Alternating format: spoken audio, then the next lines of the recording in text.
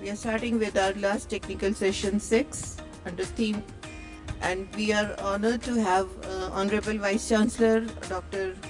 Rajeshwar Singh Chandel from Vice Parmar University of Horticulture and Forestry, Noni, with us. I also welcome Dr. Charanjit Singh Aulak, Dean College of Agriculture. And I welcome Dr. Dhawan, Dr. Sanjeev Chauhan, and all the dignitaries from abroad and state. We'll be starting our session. The chairperson for this session is Dr. Rajeshwar Singh Chandel, Vice Chancellor, Dr. Y.S. Parmar, University of Horticulture and Forestry, Solan. And co-chairperson is Dr. C.S. Aulak, Dean College of Agriculture. Rapporteurs are Dr. P.S. Shera and Dr. Amandeep Kaur. I request Dr. Chandel and Dr. Aulak to please come on the dais. The rapporteurs also, Dr. Shera and Dr. Amandeep.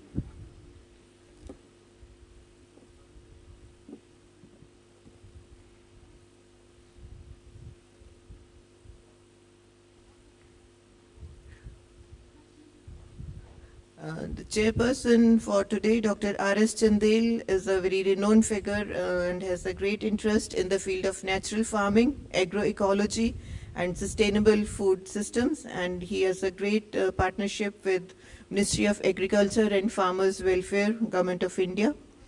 The co-chair of today's session, Dr. Charanjit Singh Aulak, is an agronomist by profession, and main interest is in the organic farming, and he's the founder director of the School of Organic Farming at PAU. And we have two speakers in this session, Dr. Kiran Kumar and Dr. Rajeshwar Singh Chandel. I request Dr. Chandel to conduct the session proceedings now.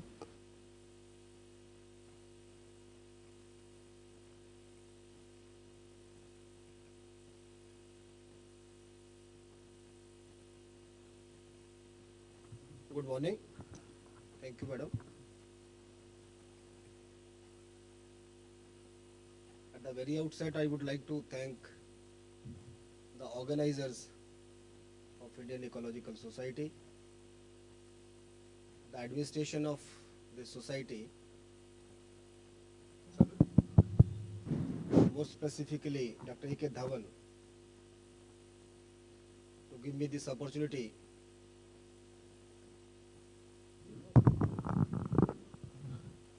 to be the part of this very important conference. And each one of us know that the title of the conference not only an academic thought, but it's the need of the hour. And when we see that we are living in an area which has been reckoned as the mother of Green Revolution,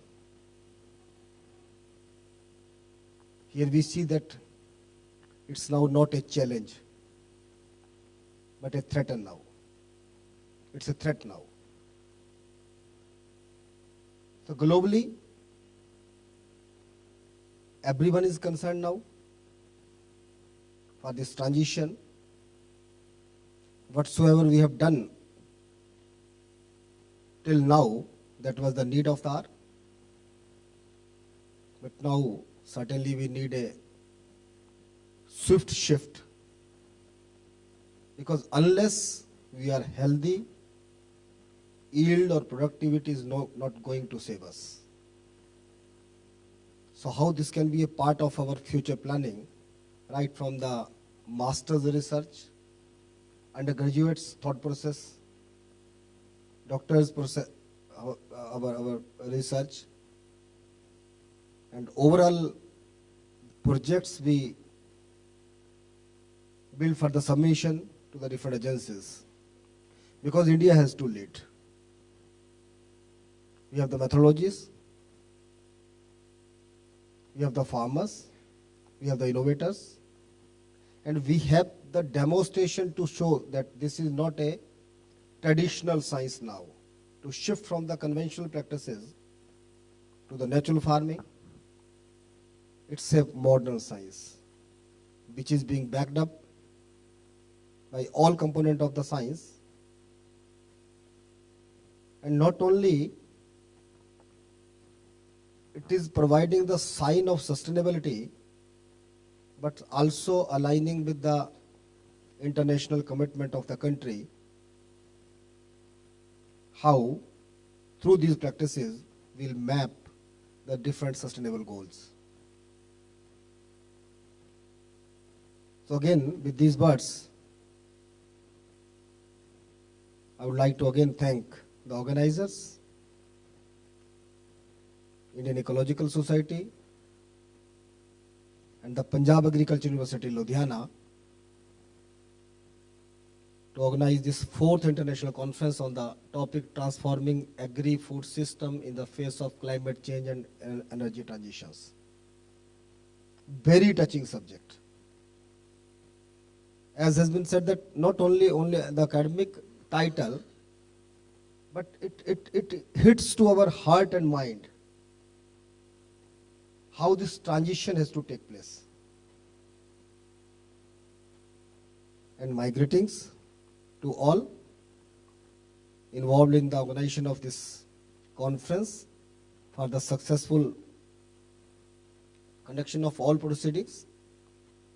So now I would request, again, I would like to thank Dr. Olak, Dean College of Agriculture, and our session coordinator, Dr. Manmeet Barar,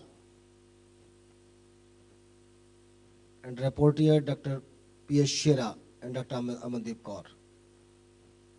So now I would like to request Dr. Kiran Kumar, TM, Director in ICR, National Institute of Agricultural Economics and Policy Research, New Delhi, to present his views on ecosystem services for sustainable agri-food systems transformation. Dr. Kiran, you'll have the 20 minutes. I think you'll respect the time, and hopefully this will be very useful to each one of us. Thank you.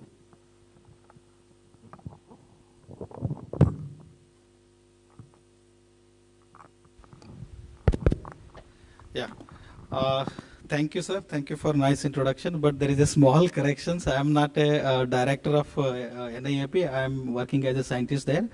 I am here to deliver this keynote session on the behalf of Professor P.S. Birthal. So he is the director. So thank you, sir. Very good morning to everyone. I welcome you all in my presentation on ecosystem services for sustainable agri-food system transformation. This will be coming to my outline of presentations.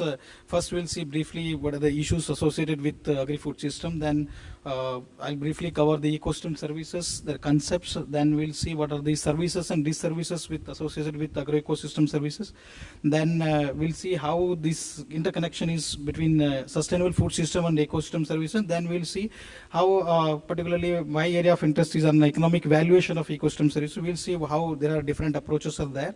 Then a case study, I will briefly present some of the key findings of our study on evaluation of ecosystem services from sustainable agricultural practices.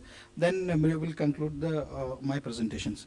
So, we all know the Green Revolution success was primarily depends on three important factors. I will say there are three pillars of Green Revolution success. One is rapid agriculture intensifications.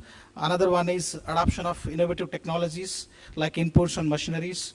Then the supporting policies. These play a very pivotal role to transform our Indian agri-food system, and they transform successfully. So as a result, the agriculture production has tremendously increased and make us a surplus food country. But this success has came at a cost. So over a period of time, we realize that there is a unintended consequences of those technologies. I would call that is a negative externalities on natural resources, then on biodiversity, soil health, the water quality, and on the environment. So what was happened is, but we didn't realign our policies to address these issues.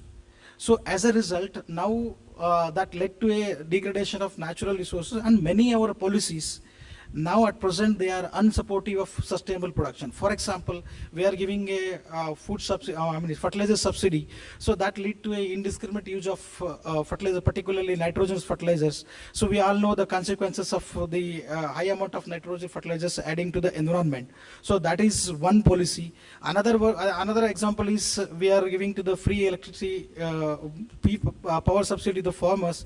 That again has a negative consequences on our water table. So the significantly now our groundwater table has been reduced. So these are those policies which were earlier they were supportive. So now this became a pervasive, these policies. So there is we need to repurpose these policies. So coming to the, our current agri-food system, yesterday the Smita, she was mentioning, so this current, our agri-food system has significantly emitting the greenhouse gases. When we can see from 2011 to 2019, that is recently, every year we are adding to the greenhouse gas emissions. So some main sources, as we all know, the enteric fermentation is one of the key sources of emission, followed by the rice cultivation, and after that agricultural soils, as well as now we are facing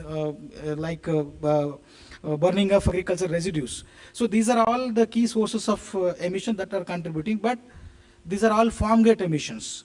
But when we talk about the agri-food system, that is much more than farm gate. So where that includes more than what we are emitting. So FAO has estimated the emission from agri-food system. The Indian agri-food system has emitting around 1,309 million ton of carbon dioxide every year. That includes all pre and post production as well as land use change. So out of this, around 1/3 emission is coming from farm gate. Then rest of the emissions is coming from pre and post production as well as land use change. So meaning that our agri-food system is now a high GHG emission intensive. So we need to reduce the GHG emission from the agri-food system. Then when there are issues there are certain environmental consequences, then this food system has hidden cost. So recently again FAO has estimated the Indian agri-food system has hidden cost of around 1,123 billion US dollar. That is the hidden cost associated with current agri-food system. So out of which, so around more than 60% of cost is associated with health related issues. And after that, environmental related cost is around $282 billion.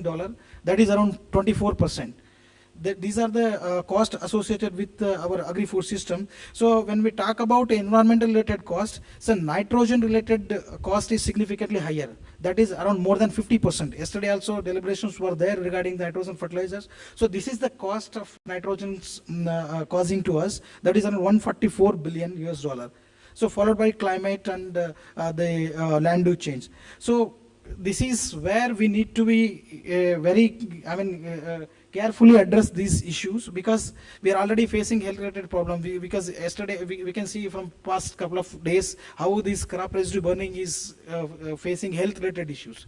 So we need to transform this agri-food system.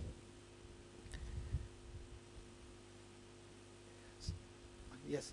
So there is a need to transform food system. First we need to reduce the significant emissions associated with current agri-food system. So what we can do is, I am talking about the policy perspectives. We need to shift those policies which are now they are become unsustainable. They are supporting the negative externality, and we need to shift towards those policies which promote the resilient as well as sustainable agri-food system. So for that, what we can do is, one option is we need to repurpose the incentive structure. So how we can do that? One solution is we have to link the incentives to the technologies and practices that improve the ecosystem services. So we need to give incentive to the farmers, so that will motivate them to adopt improved agriculture practices. So this is one way. Here comes the role of ecosystem services. So ecosystem services are basically, these are the direct and indirect benefits that we are humans, we derive from the nature, which are freely available. So this is the very broad kind of definition given by the Millennium Ecosystem Assessment. But we have broad 4 categories of ecosystem services. Like we have tradable services, that includes provisioning services. For them, markets are there, like food, fiber, biomass. Then we have regulating services. These are the benefits which we derive due to regulating the process of ecosystem. So that includes air quality, pollination, disease regulations. Then we have supporting services. These are very basic services which helps to produce the other ecosystem services like provisioning, regulating, and cultural services. And then we have cultural service. So these are the four broad services which we derive from the ecosystem. One of the thing is these are non-provisioning services, and they give a long-term benefits. And for them, we don't have any markets for now. So since there is a lack of markets, we are not compensating farmers for conserving these ecosystems. So agriculture is, although it contributes to climate change, but it is the only one gives the solution to address the climate change. So that provides an opportunity to conserve ecosystem services by changing the farm management practices. So, but unfortunately, this conservation of these services, we are not giving a proper value to them, and we are not accounting those contributions provided by the agroecosystems. So then comes the one thing is then comes that why we need to ecosystem, why these ecosystem services matters for humans. So there is a direct relationship between human welfare and ecosystem services. So on the left hand side you can see we have broad categories of ecosystem services. That is, one is supporting services. This is a very basic services. This service is very pivotal that required to produce the other ecosystem services like provisioning, regulating, and cultural services. The thing is, supporting services, they are non-substitutable in nature. So once these services lost, so there is irreversible loss to the society. So when natural degradations will happen, it will cause to reduction of the supporting services. Then ultimately it will get to affect to the other services. So once these provisioning and regulating services, they will provide us they are the very key component of well-being. They will provide us security, they will provide basic material goods, and they will provide us health as well as good social relations. So any society, when we say it is an affluent society, when that society has all these benefits, then we can say that society has an affluent society, and that society has a freedom of choice. So once anything happens to ecosystem degradations, then our human welfare is adversely affected. So we need to conserve ecosystem services in order to maintain our human well-being. Then coming to the agroecosystem. So we are talking about the agroecosystem. So this is one of the largest man-made ecosystem. So earlier, our thinking was agriculture will only provide, mainly our focus was on provisioning services like food and provisioning fiber, bioenergy. But over a period of time, we realized that agriculture not only provide provisioning services, but also provides some of the important ecosystem services like its pest control, pollination, nutrient cycling, then water provisioning, carbon sequestration. These are all the important provision services that will be provided by the agriculture. But at the same time, agriculture is a complex ecosystem that will also gives us some of the ecosystem disservices. When I say disservices, means the agriculture also contributes to climate change. It will also leads to a loss of biodiversity. Then there is a pesticide poisoning, greenhouse gas emission, because we are using the fertilizers and other inputs also we are adding to the agriculture. That leads to a ecosystem disservices. So we both are there. There are services and there are disservices. So now what we can do is we have to manage our agroecosystem in such a way that these disservices should be minimized. So how to do that? One way is we can by changing the farm management practices. That is tillage, crop diversity, then crop rotation, cover cropping. So these are the interventions that help us to improve ecosystem services while minimize the ecosystem disservices. So these are the broad way to have this one. Then coming to the sustainable food system. So how to transfer our agri-food system which is to be sustainable as well as climate resilient. So when we say sustainable food system, yesterday Smita ma'am was mentioning, the sustainable food system has three key components. That is, it should deliver food security as well as nutrition to all in such a way that it should be economically profitable, it should have social benefit, as well as it should have minimal environmental impact or positive environmental impact.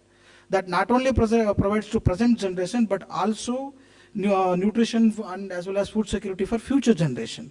So that is the food system we need now. So this ecosystem services has direct two-way relationship with the food system. So improved agriculture practices such as direct seeded rice, no tillage, legumes, organic manure, agroforestry, these will have direct impact on soil health, biodiversity, and erosion control, and that has maybe some maybe a positive effect on ecosystem services, some maybe have negative effect on ecosystem services. There are trade-offs. So ultimately these are together. So this will directly influence the sustainable food system. So however, the adoption of improved agriculture practices is depends on external factors like climate, policies, what policies we have, as well as the socio-economic conditions of the farmers.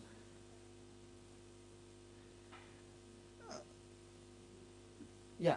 Then coming to the monetization of ecosystem services. We are talking about ecosystem services one, but until unless those ecosystem services we should express in monetary terms, we didn't give a value to. Otherwise, we don't know what is the value of services which are generating from the agro ecosystem. So basically, valuation is it's a simple as that we are assigning the monetary value to the ecosystem services and its goods and services. That is called a ecosystem services value. Then we can ask why we need to do valuation. First of all, we need to have assess what is the contribution of ecosystems to the social and as well as economic well-being. That we don't know. We can say that there is a positive effect, there is a negative effect, but we don't have in terms of money. What is the value of ecosystem services? Then we need to understand how and why certain economic actors that use ecosystem. Why? What is the reason? Maybe they might are getting value to them, much more value to those users. Then we need to assess the relative impact of the different actions. So for that, we need to value the ecosystem services. We need to give, for example, there are certain projects, so we have to make our decision to which projects we need to give support or funding. So for that, how much benefits that project will give to us in terms of ecosystem we need to have. So for that, we need to do evaluation. Then important aspect is we need to understand if at all degradation is happened, so how much cost it to the human well-being. So for that, we need this valuation. Then there are programs are there, then we need to justify those allocation of public spending. So why particular project we are spending so much money? So what is the benefits getting out of them? So for that, valuation is form a basis. Another important aspect is farmers who are the ones who are the conservator of our agro ecosystem. So we need to incentivize farmers for providing the environmental services. Then question comes, how much we need to incentivize? So maybe 10,000, 20,000, what is the value? So first for that, we need to have a value that how much contribution they are making. So how much we have to, incentivize them. Then of course, we need to, since there is a expenditure there, we need to have a maximum benefit per rupee spent on those environmental project. Then there are approaches out there. The valuation is a very complex process, particularly agro ecosystem, because it is very difficult to identify some of the time, very difficult to identify what kind of ecosystem services provided by the agriculture. Then if we identify, then it is very difficult to quantify how much services are there. The another complex part is what is the value, how to assign monetary value. So these issues are there. So there are three broad approaches are there to give valuation. So one is qualitative analysis, where we basically focus on qualitative indicators like mental, physical health, social benefits, recreations. So that is where qualitative aspect we will consider. Then we have quantitative analysis, where in numbers, like how much quantity of carbon sequestered, what is the, water, how much quantity of water has been saved. So these kind of quantitative numbers will be there. Then we have monetary analysis. This is most popular approach that includes both qualitative as well as quantitative analysis, because we can't club all the quantitative numbers in a single number and we can say that this is the value. So we all express in monetary terms, then we can say the total value of ecosystem services is generated due to a particular ecosystem. Coming to then this is the stages of valuation. First, what we do is we will identify or map the ecosystem services. Then we do the quantification. Then once quantification is done, then by using various direct, indirect valuation approaches, then we assign the monetary value. Then this, I'll not go to the detail of these methods. There are certain important approaches are there for do ecosystem evaluations. So we have direct market valuation, in which markets exist. So in that we use market price and cost based and production function approaches. Then we have reveal preference method where there is surrogate markets are there. Here we use travel cost method in order to do valuation of national parks and other areas. Then we have hedonic pricing method to generally to value the properties with nature. Those who are though will use this method. Then we have stated preference method. Under this we have contingent valuation method and choice of experiment. These are most advanced and most popular method for do valuation. So coming to the, we did a case study on economic valuation of ecosystem services from sustainable agricultural practices. What we have done is we extracted the data from the peer-reviewed literature. We did a meta-analysis. So we first, identify the ecosystem services. Then we quantified it. Then after that, we did the valuation. So I will present those results here. So these are the improved agriculture practices we considered in our study. That is direct seeded rice, legumes, then no-tillage wheat, organic manure, agroforestry, and INM.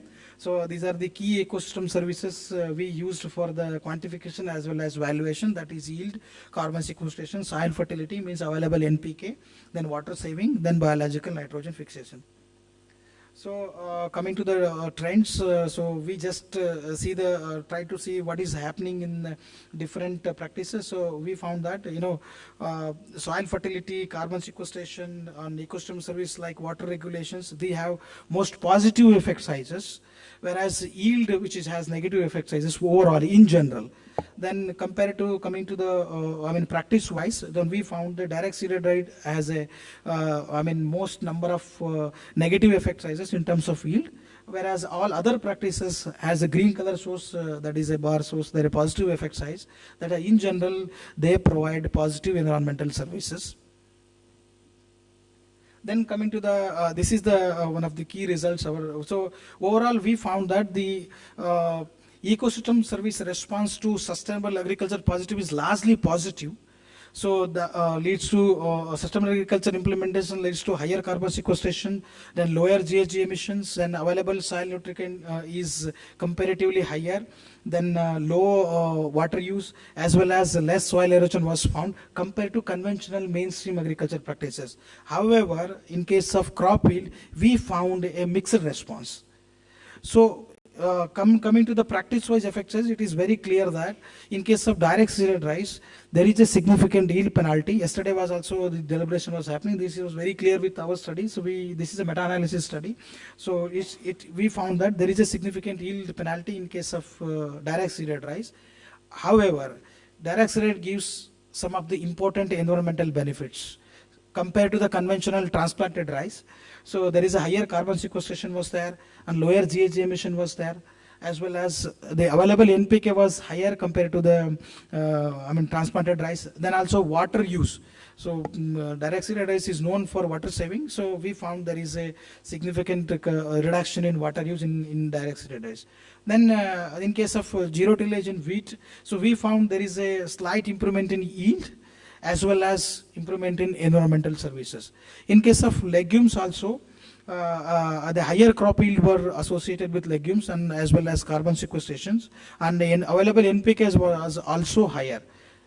And in case of organic manure, here we found if we go for the sole use of organic manure, there is a significant yield penalty, particularly FIM compared to NPK.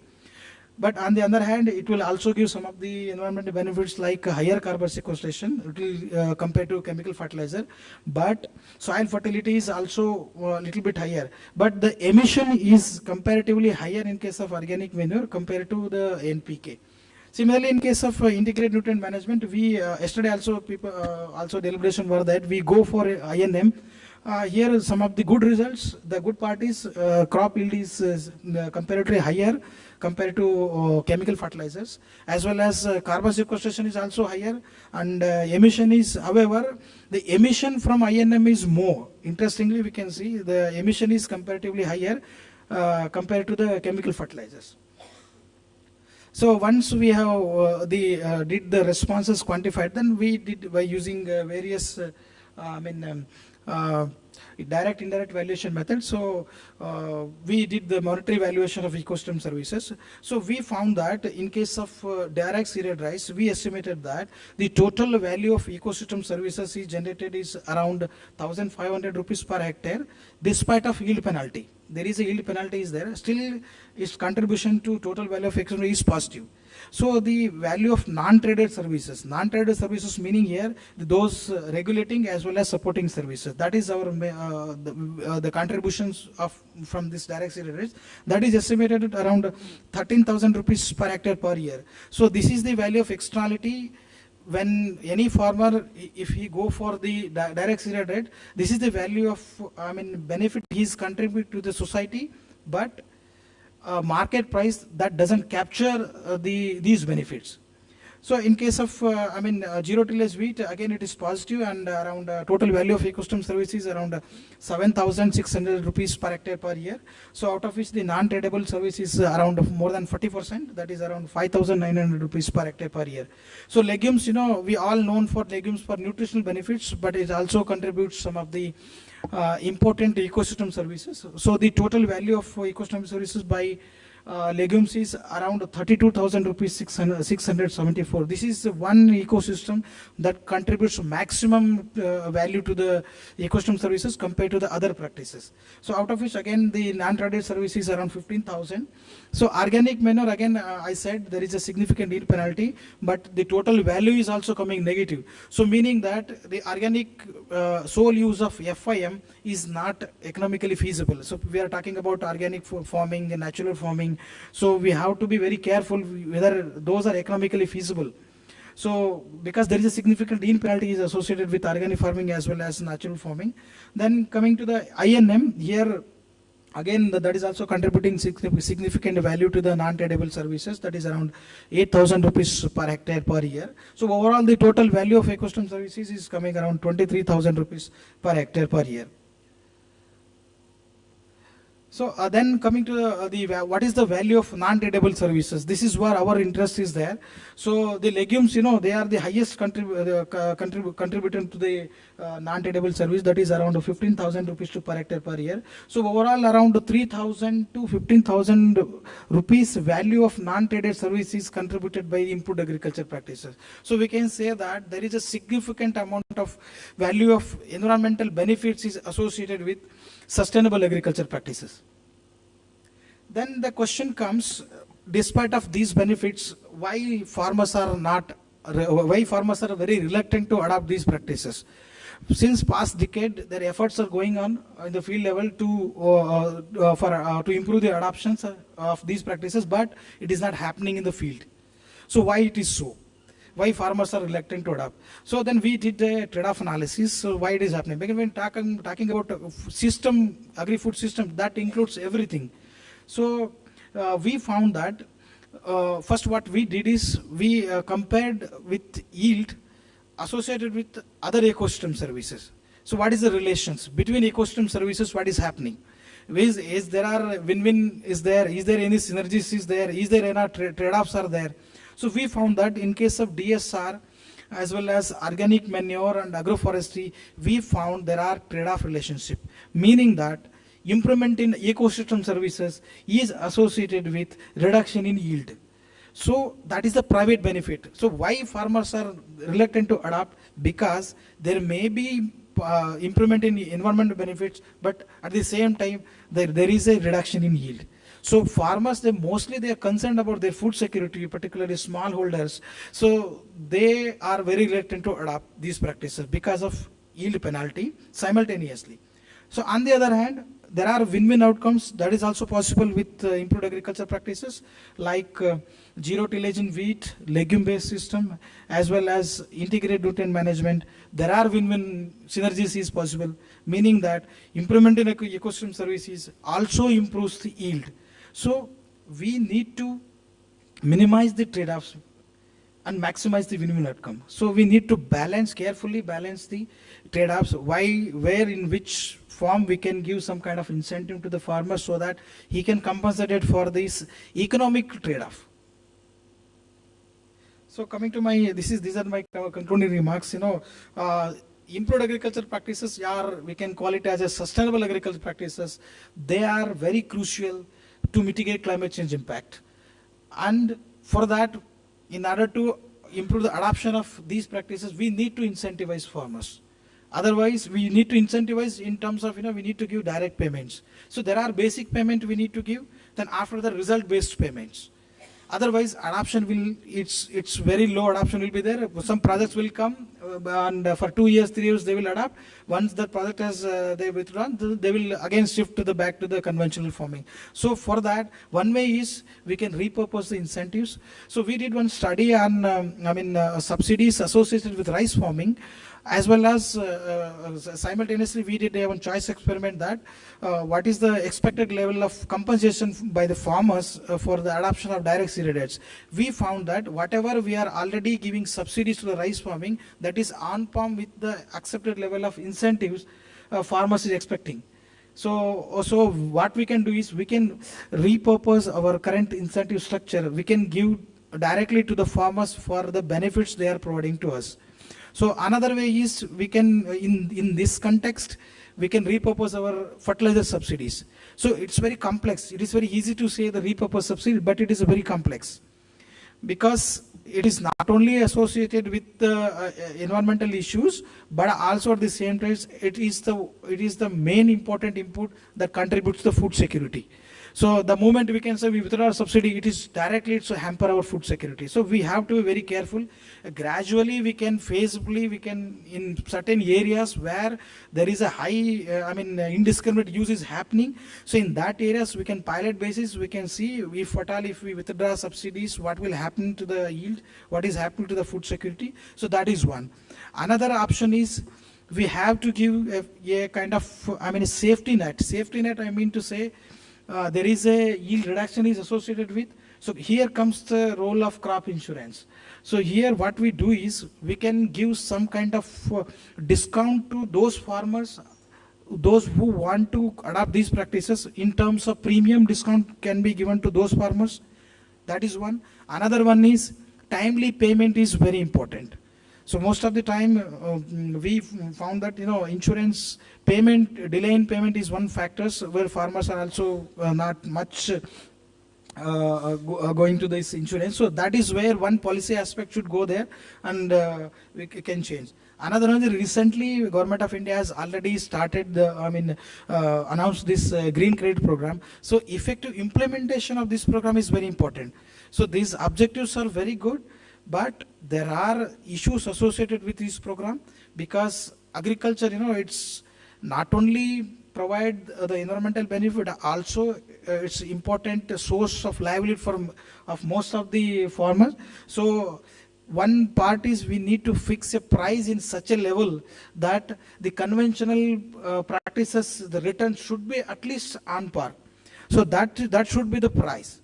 Then again, of course, yesterday the madam lecture was there on the carbon credit. So there are issues associated with that, but of course that is one instrument that can incentivize the farmers for this, the trade-off or economic trade-off associated with these practices. Then another way is we can have certain kind of, certification of those products like eco-friendly products, like these are sustainably grown products. So we can give a higher premium price. We can link those farmers to there are markets which are consumers, they are ready to pay for the higher premium price for sustainably grown fruits. So one way we can link them so that economic return can be improved. So another thing is the involvement of grassroots organizations like FPOs. They are the very important organizations because in carbon trading also they are the ones who on the behalf of farmers doing the trading. So those involvement of FPOs and organizations, grassroots level organizations are very important. So this is from my side. Thank you.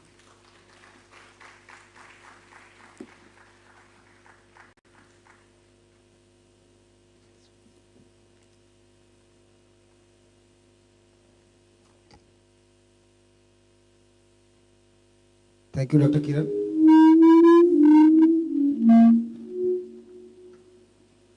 For presenting this very meaningful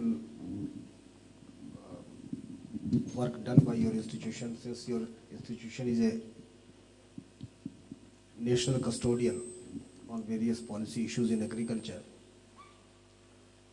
You have shown the whole empire how this transition it should take place. And the more important part you have presented over here is the valuation of ecological services, which is still a very faded part in this agroecology, because we don't consider the system productivity. Still our focus is on the crop productivity. So thank you very much. I request the participants, if you have some questions, please. I've got the mic, so I suppose that means I'm up first to ask a question. Thank you so much. I really appreciated the entire topic. The incentivization of more sustainable behaviors among farmers is a topic very dear to my heart.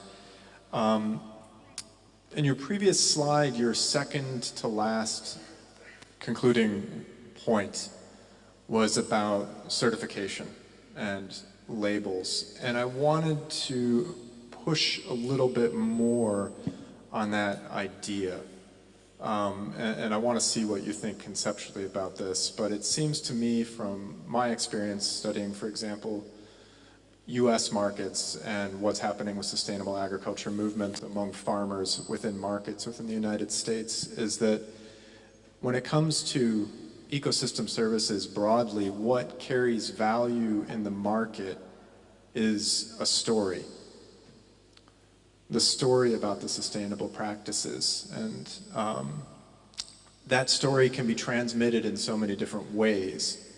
And I'm just wondering about the idea of expanding that certification even more into different kinds of stories and different kinds of mechanisms to enable producers, farmers, to tell better stories that are more compelling and that can yield better price.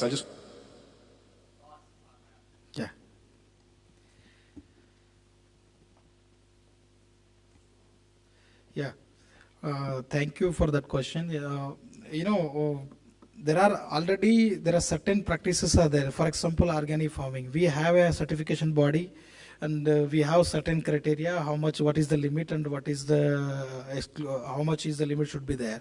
The idea here is, but when we talk about the ecosystem services labeling, so my idea is whether particular product is grown that has a less, for example, environmental footprint. Okay, I'm not claiming that this product is good, this is quality or not, but my idea is I am consuming very less kind of inputs that are harm to the environment. So because these are grown in such a way that our system should it should compensate the farmers when any practices if you adopt, because there is a less emission is there when I'm going for example, if I take direct seeded rice, so there is a yield penalty is there, but at the same time that rice has less emission, less water consumed rice, and as well as that improved soil nutrient is also improved. Okay, when we talk about the bundling of these ecosystem services, then I can say that this rice is comparatively better than the transplanted rice, because that has already emitted so much to the environment. So in that way, we can give some premium price to that particular rice grown. So based on these metrics. So that was my idea.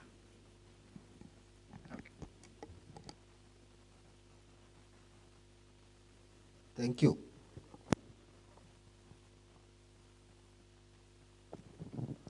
Thank you very much for your very nice presentation. It was interesting as well as informative.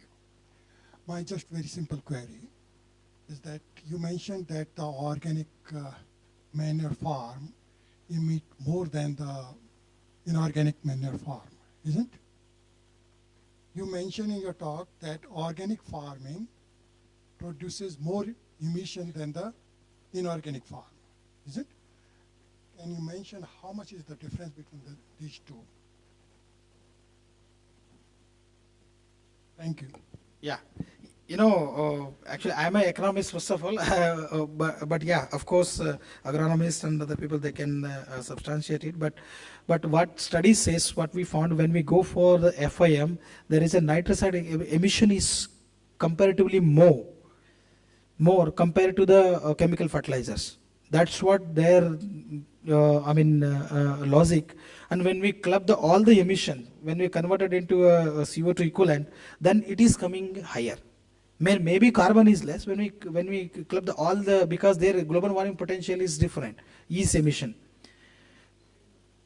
range, effect size range, it's around 9 to 10%. Yeah. Thank you for your nice presentation. We are asking use the food. Take the case of us. Am I not audible? Yeah, not audible. Like the vehicles, SUVs which produce more emissions. We are not, we are working class or in class. Have they given up the SUVs for smaller cars, for electric cars? So how do we expect a small farmer to ship such a technologies which he thinks which is not risky and his yields will be assured? We should apply first to ourselves, then ask the small farmers, but the holding is less than 1 hectare, how they will adopt it. Particularly, sir, there are certain practices are there where, you know, we already studies are there, and we have to acknowledge that there is a yield penalty is associated with these practices. So small farmer can't afford these practices because his concern is about food security and ultimately what is the economic benefit, economic return, particularly in small piece of land. So what we can do is, that's what one of the recommendation is, we can give a direct payments to them. That is the only one option. We can give a basic payment. So when you go for DSR for a small farmer, give a basic payment, direct payment to him. Then after that, you measure it, result based payment. So next year, if he will continue, so there are improvement in ecosystem services. So based on that, you can incentivize him so that he will stay longer, he will adapt, in a long-term basis. Otherwise, what will happen? 1 year we give certain incentives, and second he will not give, again he will go back to the transplanted one. So in order to avoid that, what we do is you give direct payment. That is what give a basic payment. When I am farmer, I am going for one certain practices, give me a direct basic payment to direct cash payment. That's what give a direct incentive to him. Then after that, if he stays in 1 year, 2 year, 3 year, then result based payment should be there. That's what the things I would.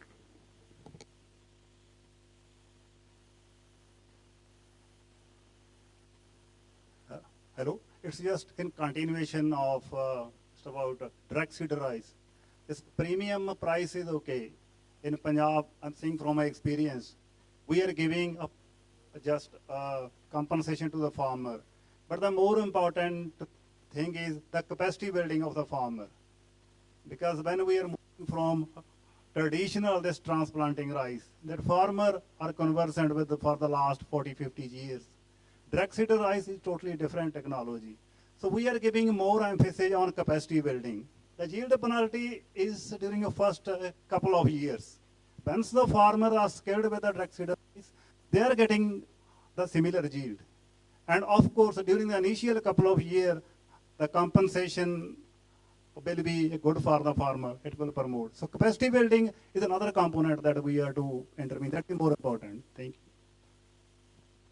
Thank you, sir. Particularly in direct seeded rice, there are issues associated with direct seeded rice, not only yield reduction, but also there are management practices like the higher weed is associated with that. And also the crop withstand is also one issue. Pest and diseases also is another issues which is generally farmers they are reporting. Uh, so for that only we conducted one study on that, direct seeded rice. So how to upscale this technology, particularly in Punjab region. Particularly in Ludhiana, we conducted that study. So we found that the estimates, what they are, what we have estimated, what farmers is expecting to do with this policy, with changes, that is far, more than what is offering now Punjab government. So that's why, the DSR, for 1 year he may go on, second year again he is going back to the transplanted rice. So there are, that issues need to be very clearly, we have to address, particularly technological issues associated with the DSR. So that is what otherwise it is very difficult to, we can talk about DSR for 1 day, 2 day long, but it is very difficult to, in the field level, farmers will very reluctant to adopt this technology. So I think this is all from the audience side. So thank you, Kiran. Thank you. Thank you very much.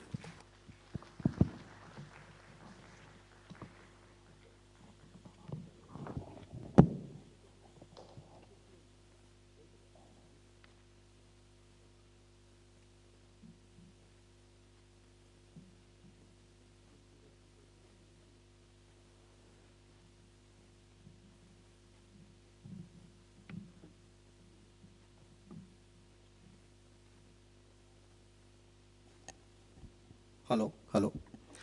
This is now my turn. Thank you, Kiran, for setting the tone to my discussion. I'll speak more on our practices which we are trying to implement and demonstrate as a pilot on the sustainable food systems, how we can transform the sustainable food system. And I'm very happy that a question was raised from the audience, that how it is possible with the small farmers. So since my experience is from the mountainous state, where the average acreage is, land holding is less than 1 hectare. So this all studies based on with the small farmers. The co-chairman of the session, Dr. Olak,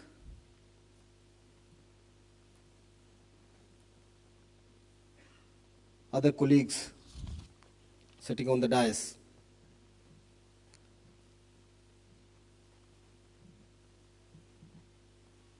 Dr. Manmeet Barar, head entomology, rapporteur Dr. P.S. Shera, Dr. M.S. Buller, Director Extension, College of Agriculture,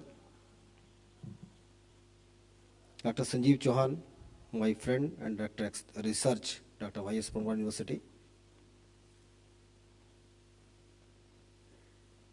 the President of Indian Ecological Society, Dr. A.K. Dhaman, Dr. Pasheen, Dean College of Agriculture, SCOS, Jammu, other distinguished participants from India, abroad,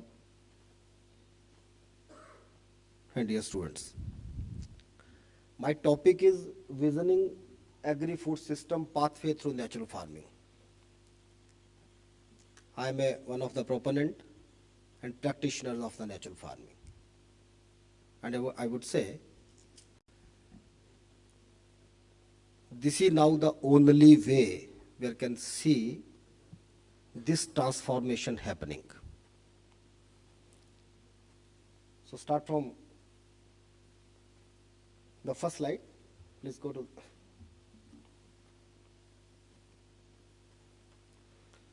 Yes, there is a call from the Government of India and from the Honorable Prime Minister of India, Mr. Narendra Modi, that India has to transform into Viksit Bharat till 2047. So where we can mark our role to be the part of this transformation, where we can vision the turning of the India into a, so whether we can think of working on environmental sustainability. This relates to the social progress, and it also results into economic growth. I think we have a lot of role to look on our role in the transformation of India into Viksit Bharat. This is known to each one of us. These are our national commitments. Our share in agriculture export has to be risen to 7%. Then we have to position our country as a natural and organic food and millet basket for the world. Self-sufficiency in oil, seeds and pulses, and food security and nutrition for all. And more important is availability and affordability. When it comes to the affordability, I'm very sorry to say that when we talk of the organic produce, so organic product has been taken as the food for the elite of the cities only. So whether those who actually require the nutrition food, whether this food is affordable, this is a big question before each one of us. Then diversified food basket. If we look at the National Family Health Survey 2020, which have the latest data, our states are at an alarming stage. Not only Punjab, but my state Himachal also, which is a mountainous state with a good level of healthy air, good food. No one is landless. But due to the non-availability of the diversified food, it is posing a challenge. Then One Health. It's not that we are now, due to our conventional practices, we are ruining our health only, but it is impacting the overall environment, overall components of the environment, whether plants or soil or animals. Then optimization of supply chain process. 30% of the farm gate is being spoiled only at the farm gate. And if we count the total spoilage, it goes up to 40%. Then enhancement of the water use efficiency by 20% up to 2030. And same is with the reclamation of the degraded land by 20%. And each one of us know that around 30% of our land has been declared as the deserted lands, not fit for the agriculture. Most of the participants must be from the Punjab. Scenario is all clear with us. With all due respect to the post-Green Revolution impacts, which turned the hungry India into a self-sufficient India,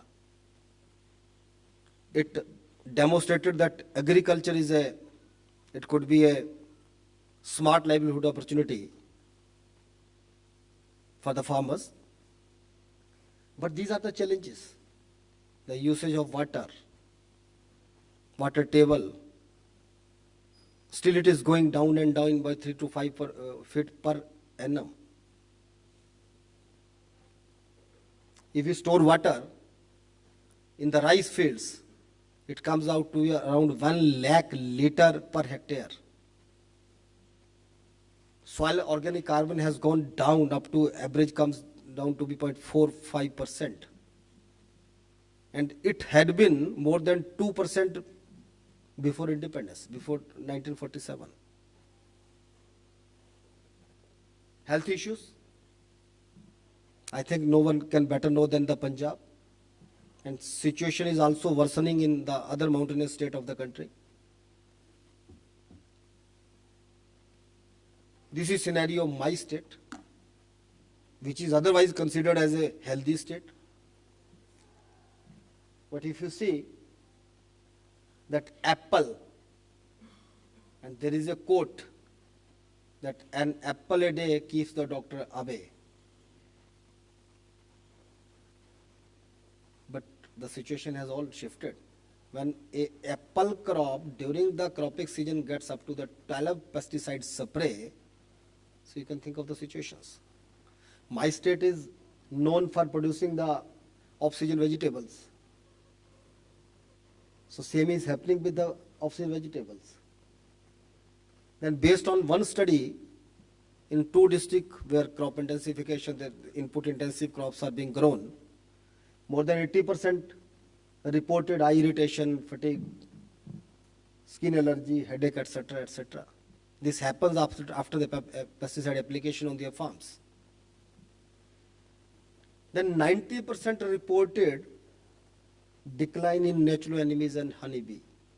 Honeybee is the most important pollinator resource for the apple. Himachal is known as the apple state. If 90% the local species Apis cerana has gone, so you can see the fate of this very important apple crop. What will happen if there is not proper pollination?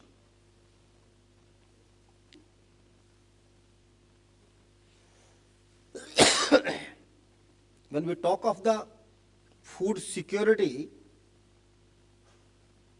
now the more important term, foods, nutrition security, we all talk about. We are food secure now. But this small shift, there is more than 1,250% increase in apple, in fruits, where 90% is apple, and 365% shift in vegetables. But whether we talk of the International Year of Millets, we say that India was home to the millets, the scenario is altogether different. There is a 55% decrease in the barley, 87% in ragi, etc., etc. So this is the situation. So where from the nutrition will come? And this is the health issue from my state. Despite having everybody has the land, everybody has the home, everybody takes food thrice a day, but this is the situation. And situation is worsening from 1516 to 1920. And latest data is likely to come. Whether it's women or males or the infants, child. So this is the health situation. Another threat which each one of us is knowing. The whole market is flooded with the fake pesticides, unapproved, unauthorized, unlabeled. Who will save us? So let's come to the now solution. Whether our practices which we are likely to propose or which we are undertaking in the agroecology, whether it is organic farming or natural farming, whether they are mapping the 10 elements given by FAO, or they are aligning with the 13 principles given by high-level panel of experts of the certified food scientists.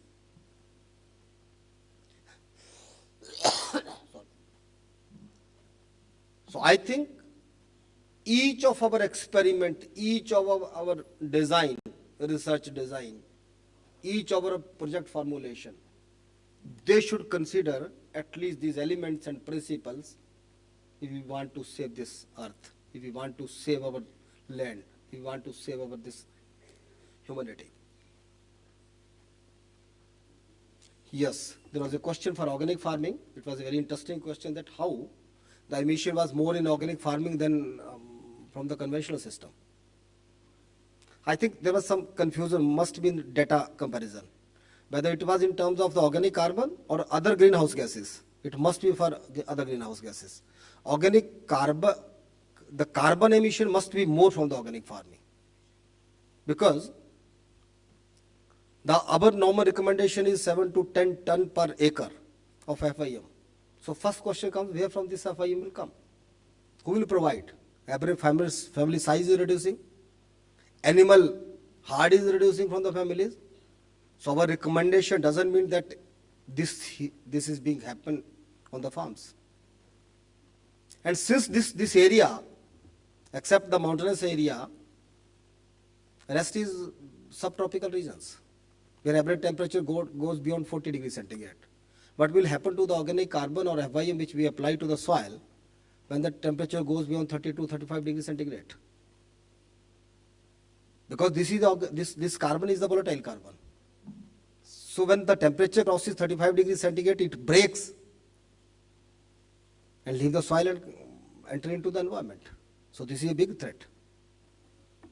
But the bigger challenge with the farmer is, because whether it is a conventional practices or organic farming practices, why these practices have not become so far so lucrative to a small farmer that he wishes to join some industry at 10,000, 15,000 salary. So whether there is some problem with the technology or some problem with the implementation of the technology, or there is something very important which is not allowing the farmer to go for the farming. So you must appreciate it is only the cost of cultivation. The whole agriculture has been taken by the private sector. The farmer has to pay right from the seed till harvest or post-harvest. So the biggest part of the profit that goes to the companies, not to the farmer. So how to reduce this cost of cultivation? Because there are two very contradictory words. Other is the premium price. Every time you used to say, yes, you go for, you shift to the organic farming system, you will get the premium price. ऐसा कहाँ होता है? कौन महंगा खरीदना चाहता है? Who would like to buy at a higher price? And what is the capping of the premium price? Who will decide it? Where are the shops which say that yes, you bring it to me, I'll give you the better premium price? So I think for the country like India, this premium word is a fake word. Because we could not provide that premium price to the farmer, not a platform, not a space which provides the premium price. That's why the farmer we could not attract the farmers to these methodologies. So unless we shift the farmers from the organic, although the basic principles are the same, the basic objectives are the same.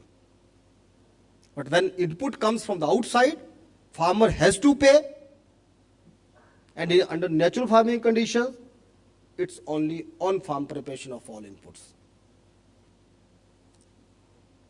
Again, the question will come from the audience, how it will happen with the big farms. But let's first focus the 80% farmer of the country whose land holding is around 1 to 2 hectares. Let's first focus on those farmers.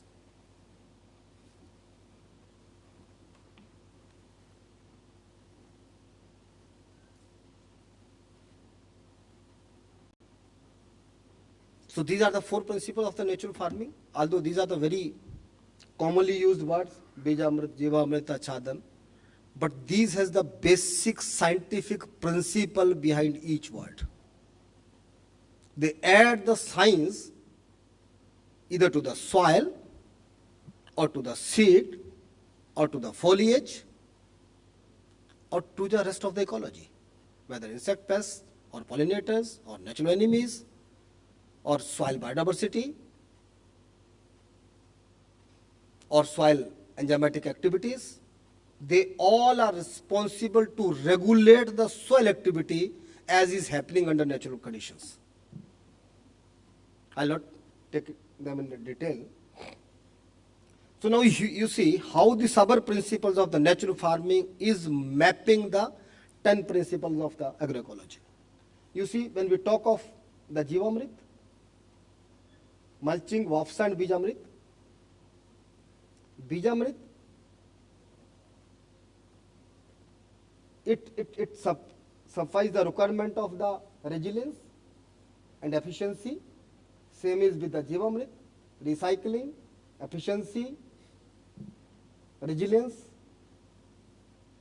Same is the mulching and other things. So initially we could see that out of the 10, with the growing of the crops under natural farming system, it is mapping the 5 principles of the FAO.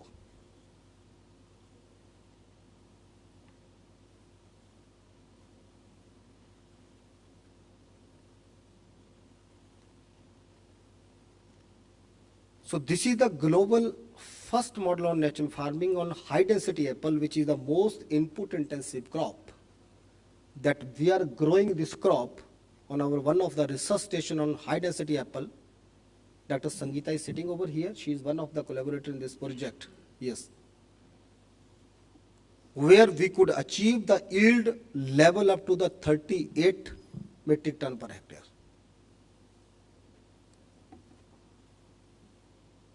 And these are the different combinations of the vegetables also. Here you see the final look of the orchard.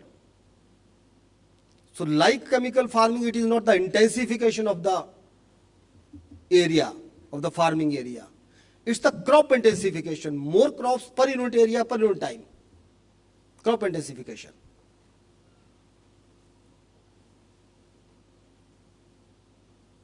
These are some of the pictures from the farm. How your or leguminous crops, they are the bigger source of the fetching atmospheric nitrogen and adding it to the soil. Other short duration crops are being grown between the orchards. Then how you see, Kiran was talking about the ecological services. How we are getting the benefit, they are adding to the value of the ecological services. So that's why we talk that it's not the only the crop productivity. You will have to look it into as a system productivity. Whether it is in the microbe loads in the soil, different bacteria, fungal or actinomycetes, how those all they get triggered into the soil and fasten the soil activities.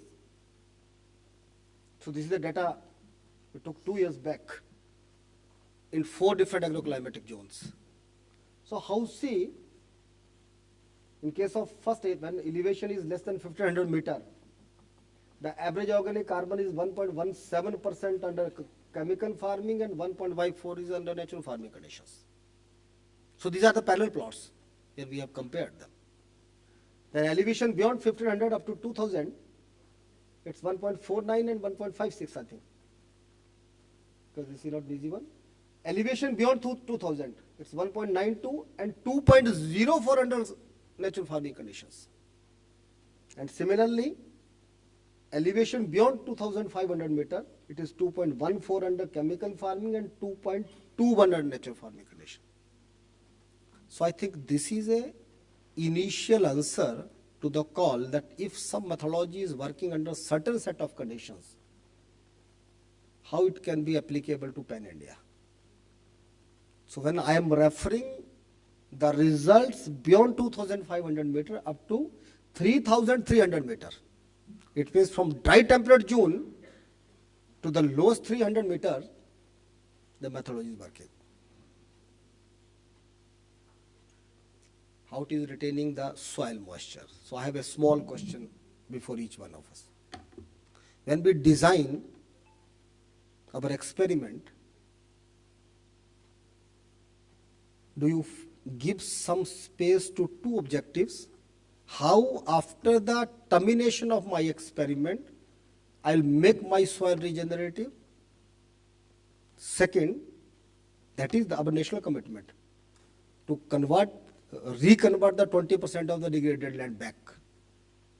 And how, with the less moisture contents, I would be able to grow the crop without or with minimum yield penalty.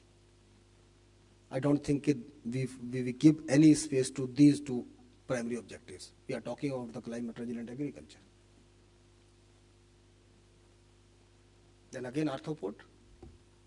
The biggest transport company of the soil nutrients to bring it from the down soil to the upland. How this is there is a change, there is a shift in numbers, in the density.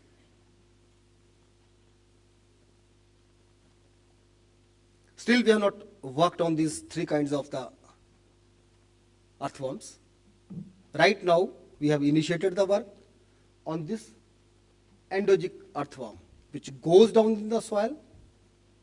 It eats whatsoever is in the soil, maybe sand or rock or roots, etc., etc. Goes straight, and it makes the tunnels. And tunnels are so powerful that you can't break it even. It can bear the weight up to 32 kg per square feet.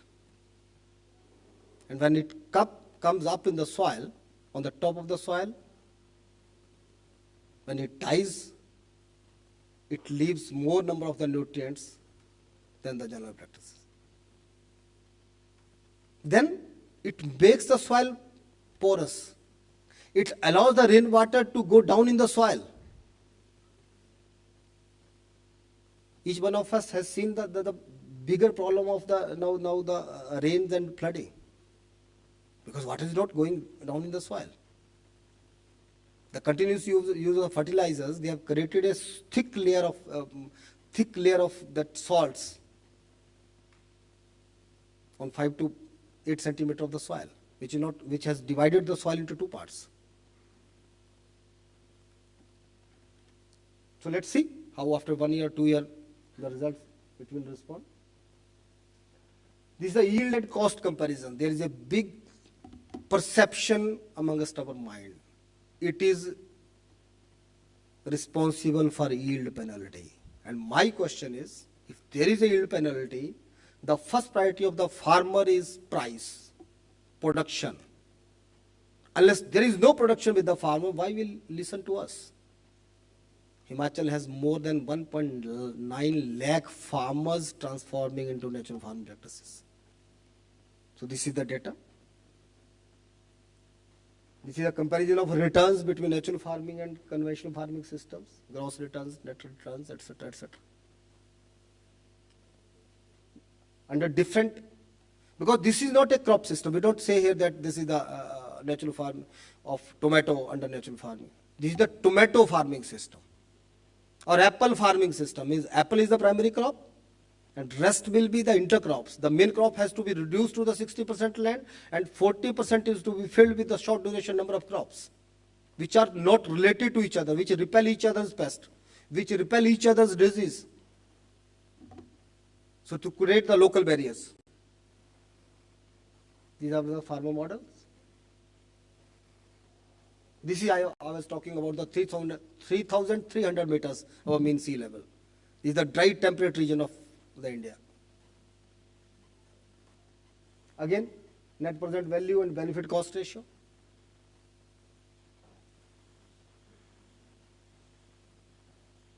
This is the farmer perception, yes. You see chemical free produce.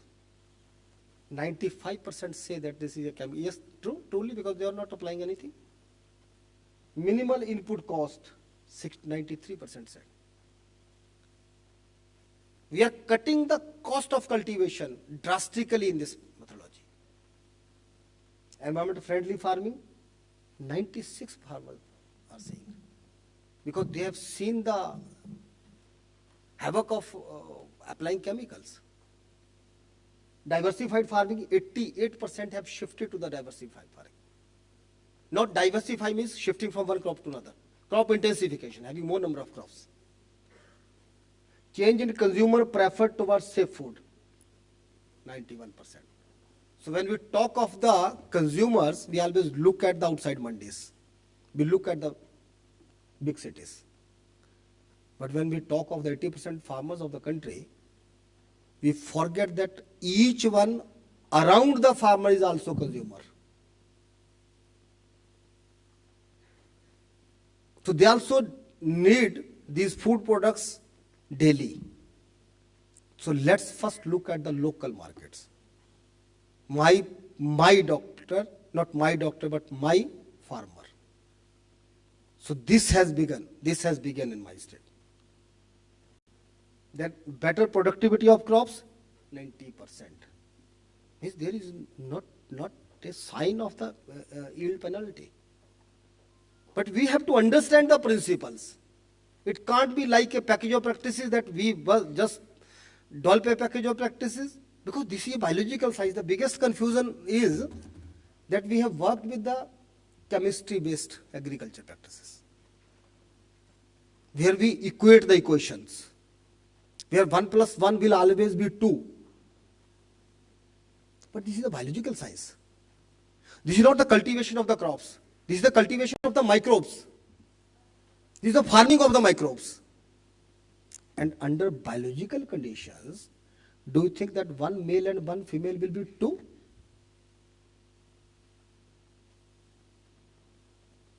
So there is a difference. And market price volatility, 35%.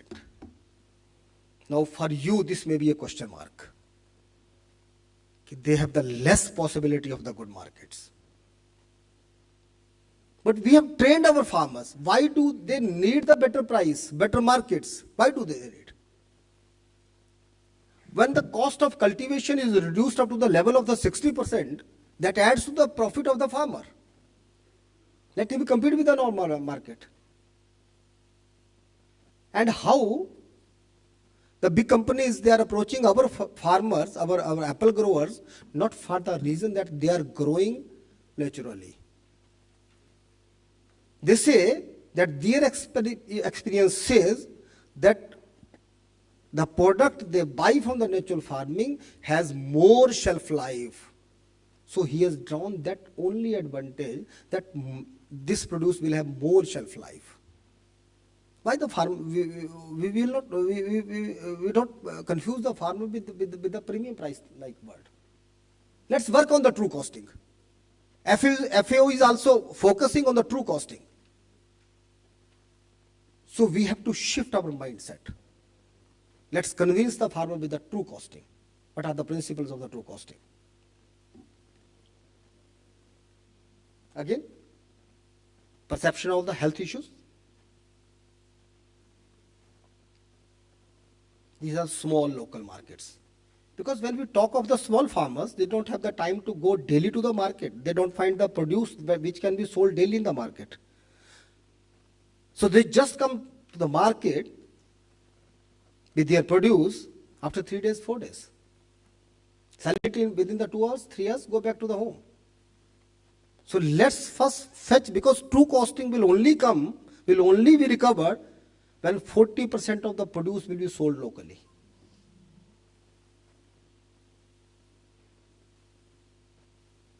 Yes, these are some of the innovations we initiated. Now we have the 11 farmer producer organizations in the Himachal Pradesh which are only based on the natural farmers. 12 farmer producer organizations. And my university has been declared as PAU, producer organization promoting institution by the NABARD to handle these POs. Yes, there was a question on certification also. I think friends from Europe are also sitting over here. We challenge the system of the certification in the organic farming. How it is possible that we force to start organic farming on 1,000 hectare. Only then they will get the certification. Why? Why my neighbor will listen to me? Why the third gentleman is sitting is around that 2 farmers will be convinced for organic farming?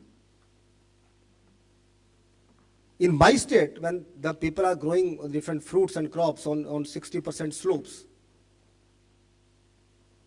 how it will happen?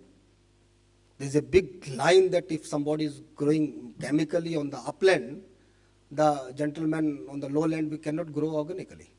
Why? Then again there was a question, yes, there would be drifting of the pesticides, there would be leaching of the fertilizers. If there is a leaching and fertilizer to that extent, then why a farmer sitting in the center will apply the fertilizers? Because he will get everything through leaching. So this was only to promote a certain market which was neither involved in the production. They just made our auditors of those farmers who wish to do something differently. We became their auditors. should it be for the chemical farmers where I say that 70%, more than 70% of market is flooded with the unauthorized and unapproved pesticides? Should this kind of auditing be there, or for those farmers who wish to do something good? So this is again a question from my side to you. So this is a Sitara system we have developed, online system. Now we and INRI France, we are working to improve this system together. More than 1,50,000 farmers, 1,500,000 farmers, they have been registered under this Sitara system. 1 star means a farmer immediately trying to shift. 2 star, doing natural farming on a small piece of land, not on whole land, on small piece of land, because this is based on the experience. The farmer grow with year after year experiences, but with all principles. And 3 star, a farmer doing natural farming on whole land. Here you see, this is the certificate the farmer get based on the practices. Shirina Devi, that is the QR code. Based on the QR code, here we are ensuring the traceability to the consumer also. Because there is a misperception amongst all consumers. Whatsoever we are buying from the market as an organic produce by providing the high price, giving higher price, whether truly it is the organic produce or not. So this last QR code gives the background of the farmer. Who is the farmer? What is the volume of total land? On how much land he or she is growing natural farming? And what are the crops she or he is growing? So this gives the complete traceability to the consumers.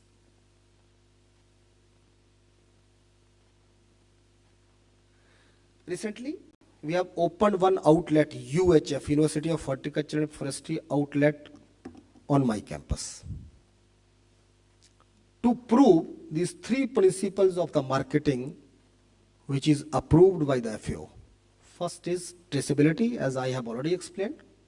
Consumers should have access to the farmer. Second is the transparency.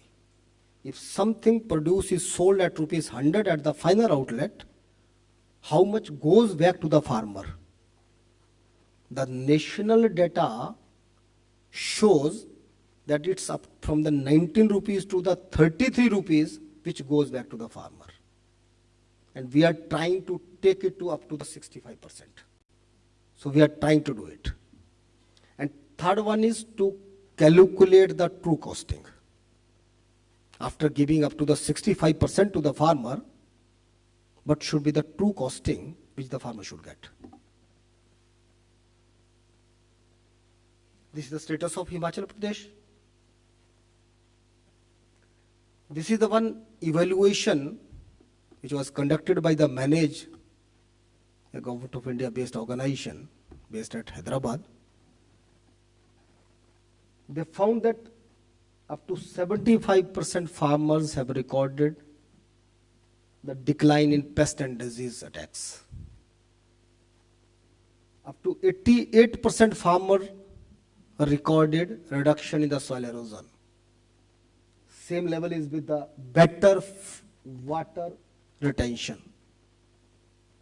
These are the very small experiments. These are the very small experiences, but very positive, very encouraging results. Do we think that any of our experiment find these questions in its objective? I think we will have to do now. Then increase pollinator population. These are the basic ecological services. And finally, the presence of these ecological services or strengthening of these ecological services ultimately resulting into the yield potential of the crop. When there is more biodiversity, when there is more pollinators, when there is more natural enemies, ultimately it impacts the ultimate crop. And increased land productivity. This is based on 22,000 farmer survey. 22,000 farmers were involved. And here you see how we are mapping SDG also. This is rightly answering the 7 goals out of 17, 15 targets and 18 indicators. So this is not a local based farming practices, but we are trying to meet the expectation of the global demand.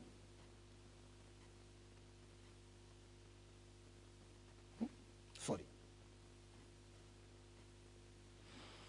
Based on this Himachal practice, this year we have got one international project from the European Commission funded project. We are the 11 partner countries. Himachal is one of them. My university is working on this project. This is the Acropics. This is the agroecological based crop protection through international co-innovation through sustainability.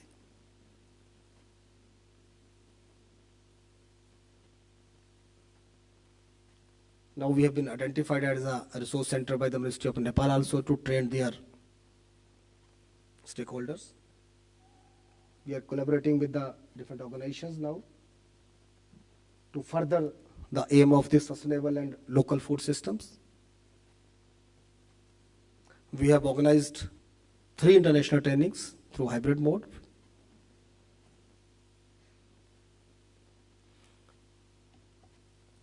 This transforming sustainable food system is not stopped here, only growing and taking it to the consumer with certain principles. We are developing the course content also. My university is the member of different course curriculum committees, whether it is NCRT, right from the class 1 till 12th, or college committees by ICR. So we are developing the courses for undergraduate, postgraduate classes, creating certificate module courses, diploma courses. Yes, there are some challenges where we say that yield penalty comes. I think I will take only 2 minutes. This is knowledge intensive farm practice. This will never work on the principle of the package of practices. And when we talk of the biological sciences never works on the principle of package of practices. This may be true for constructing this auditorium, for raising a bridge. So this is based on the intensive knowledge which is gained year after year, year after year. Then understanding all tenets of the natural farming. This will never happen that once we see the pest on the crop and ultimately apply something, because whatsoever we apply, that is a repellent, that is not a killer, that is not will have a side effect. Then structured trainings followed by exposure, training not within the hall, on the farmer's field only. Model as a resource center. We have to create the models. Then that model has to be, we are following that model as a living laboratory to train farmer.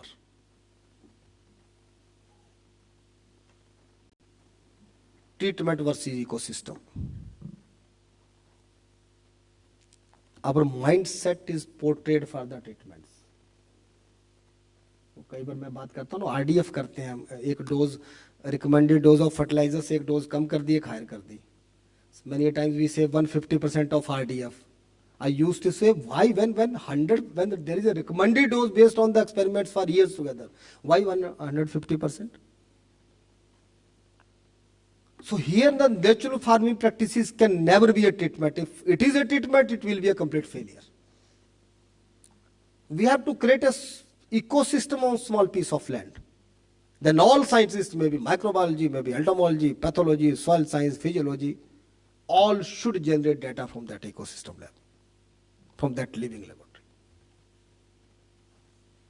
Outscale versus upscaling. There was a training, and some scientists from PAU also visited my university. And at the end of the 3rd day, one scientist, he came to my room. He said, "Sir, I am convinced now. But how to start in Punjab? Nobody will listen to me." Then I said, just try to identify one farmer where from the kitchen garden you can start. Because transformation should also be slow.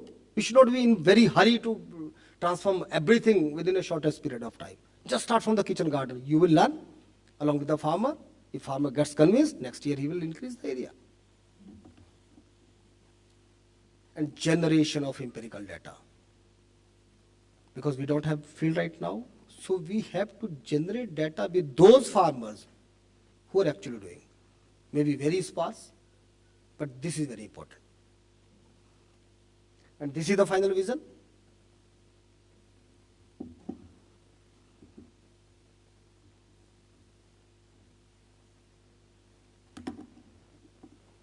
Heads up, you were asking about the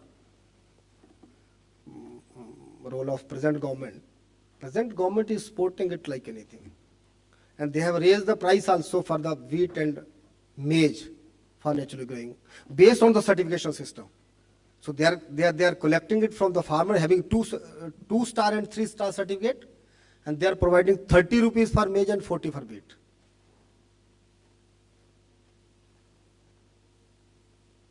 And these are the two tweets. And I think, Kiran, Dr. Ramesh Chand had been your director long before. So recently he visited my state and some farmers. Finally, he tweeted from his own platform that it's the only model for the hill farmers to enhance their livelihood. And this was from the Rajiv Kumar, the former vice chairman of Niti Aayog. So this is my last slide. So thank you so much for your patience hearing. So I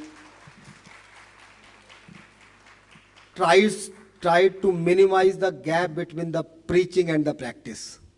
So I tried to demonstrate what we are practicing to transform this whole food system to align with the national and international commitments. So I would welcome if any question from your side. Thank you, Dr. for nicely presenting the concept, principles, practices, certification and benefits of natural farming. And you have rightly said that health of individuals cannot be separated from the health of ecosystem or the planet as a whole. So we have to conserve the nature, protect the ecosystem, and you also highlighted the overuse of agrochemicals. But as far as the success of natural farming in these high input use areas is concerned, I think it will be successful only if there is a payment to the ecosystem services mentioned by Dr. Kiran Kumar in our previous lecture. So then it will be able to compete with our system. So before opening the session for discussion, so we welcome our worthy Vice Chancellor, Dr. Satbeer Singh Goswami, to this session. So any questions, please? Thank you, sir, for the nice presentation. So I have two questions. One, like you mentioned 4 components of the natural farming, right?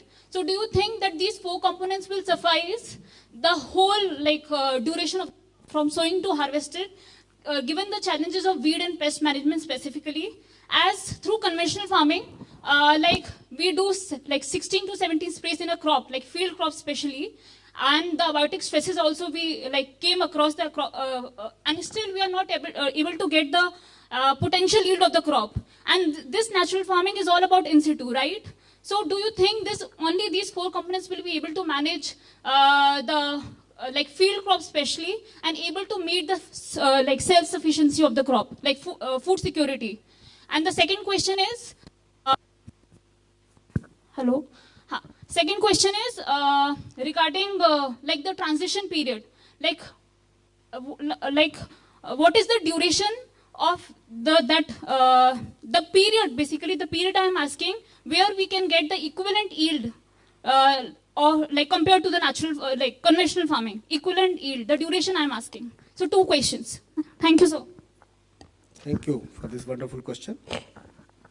First one, when you saw that different, despite having the molecules from the different chemistries, the number of the pests, they are increasing. And now, what we have heard or studying during our course period, much more have arrived. So when that system is not working, let's look back. Let's look back, and when we talk of the management, it actually works as a management. Because otherwise, you must be agreeing with me that somebody when teaches IPM to us, did you see it somewhere? ये IPM कहाँ apply होता है? कहीं नहीं होता apply. Generally we see only the application of the pesticides. So when pesticide could not stop this problem with the insecticides, so let's see how ecosystem works. So if you get time, try to make visit to those farms. Even Punjab has now more than 100 farms. Those are growing it organically or natural farming. At least try to make visit. And your second question is? A period. Yes, interestingly, I would say there is no period. Once you start this activity, the science principles work so swiftly that within the one cropping season, you will get the result. In one cropping season, you will get the results. This is very interesting. There is something very important. For example, now Andhra Pradesh says they don't need water for the crops. They are fetching the atmospheric water for the crops. So we have to shift the mindset, and let's see, if we are talking about the resilient agriculture, we have to prioritize the resilient methods. Let's see. We may fail sometime. Thank you. Yes, please, sir. Thank you for the very interesting lecture. Thank you. One of the questions that occurred to me was there seemed to be the need for tremendous amounts of communication between the scientific level people who were doing the data gathering and assessing the data, and farmers who may or may not have that sort of training. And I'm wondering also whether materials generated in English can be translated well into comprehensible language that farmers might have if they don't speak English. So the communication problem struck me as very, very important, and I wonder if you could enlighten us about exactly how you communicate with people who may not share language or the educational training that the scientists have. If you could enlighten me on that, would be wonderful. Thank you. Thank you so much. This is a good advice from your side. We are trying to translate it into local languages. Himachal Pradesh is doing so, Andhra Pradesh is also doing so. So I would request others also. But to your knowledge, this is the second fast adopting methodology amongst the farmers after the Green Revolution. It was not first developed by the institution, then followed by farmers. It first came on the farmers' field due to their experiences, then we are following the farmers to generate the data. But we are trying to and will do it. This is a good suggestion from your side. Thank you. Please.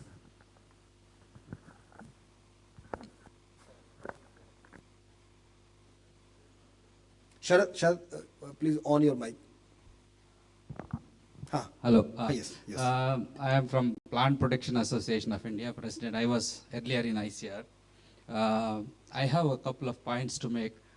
The first point is that the Himachal average of women, anemic is I think 53 or 52 that you have shown. The national average is something like 57%. So, we got to work on that. That's much more than a lot of 57% national average is something very huge. And the other point, this is only information that I'm trying to. The other point that I want to make is you spoke about fake and spurious pesticides. Recently, we have organized one brainstorming on agrochemicals in Hyderabad. the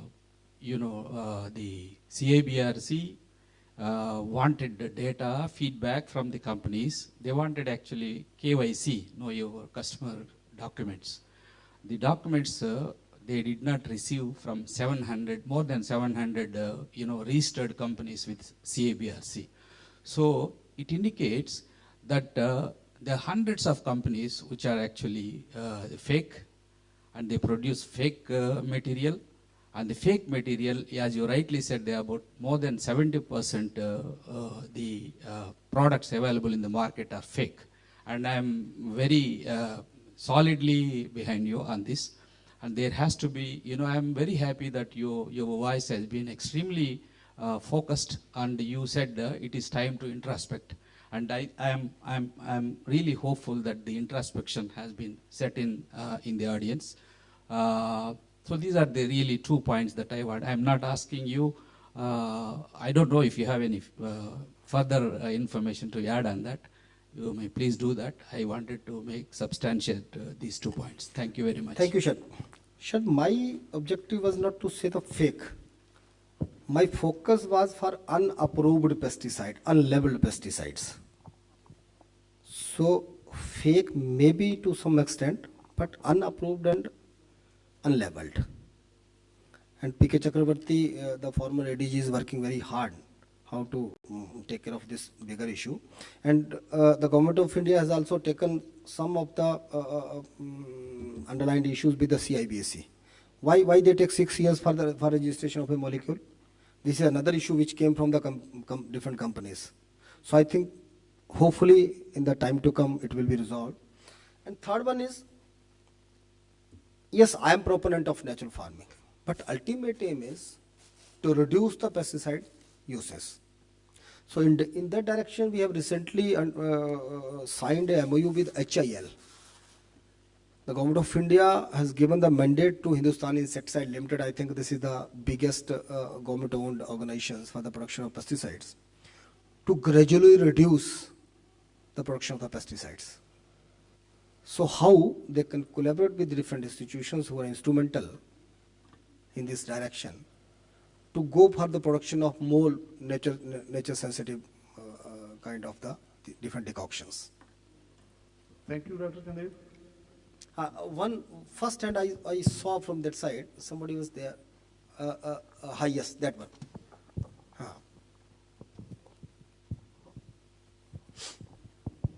A very good afternoon, sir. I am a PhD student from SCOS Jammu, and I have done my masters from. थोड़ा इसको pass करो. I have done my masters from Solan itself, from Sholini University. From? Sholini University. Sholini University, okay. Yes, sir. So my master's work is also on SPNF. The master work was on? SPNF, Subhash Palekar Natural Farming. Okay. So the farmers I have interviewed, they told me that they usually not practicing it on the tomatoes. They commercially sell tomatoes, and they were not using natural farming for production of tomatoes. Because as we know that Solan is itself the city of red gold. Tomato is the main crop, main vegetable they were selling over there commercially on large scale, but they were not using it on tomatoes. And either the tables you showed us, I didn't see the Solan district in NPV or the gross return table. And the returns on cucumber and capsicum was quite higher as compared to tomatoes, sir. What was the reasons? Okay. First of all, thank you very much for taking this natural farming as your master's subject. But unless the master of the institution knows something about the tenets of the natural farming, that's very important. Second is, when we talk of, I showed you the data generated by the manage. So we didn't ask the manage to go to every farmer. We just gave them a list of the best practicing farmers. See how they behave. Because level of understanding was more with the best farmers. The purpose is to reduce the main crop to the 60% so that he should be out of the burden of the glut. So whether those farmers are using mixed cropping, where they have the combination of the different these leguminous crops, right from the transplanting till harvesting.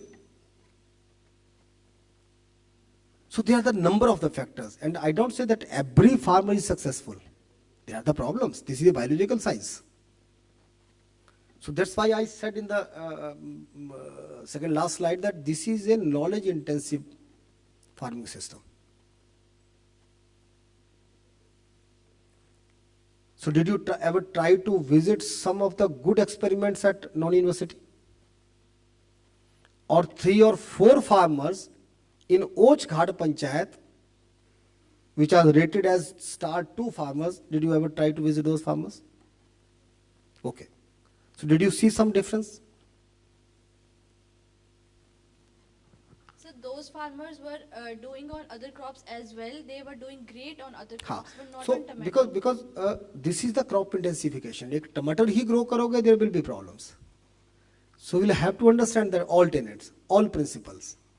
कौन सी crop लगानी है, कब लगानी है, पूरा how to supply this nitrogen source throughout the cropping season. Which are the pest intercrop कौन सी लगाई है, whether that intercrop also has the same pest which the tomato have. ये number of factors आपको समझने पड़ेंगे. Thank you. Thank you, Dr. Sandel. So I think we can have more questions later on. Thank you for giving the patience hearing, and thank you, sir. Dr. S.S. Soul Saab, the Honorable Vice Chancellor of PAU, for joining this session. Thank you, sir.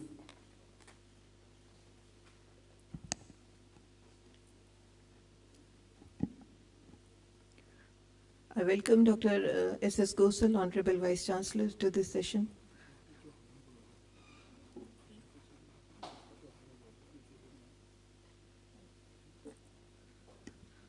I request Dr. Chandel for his remarks.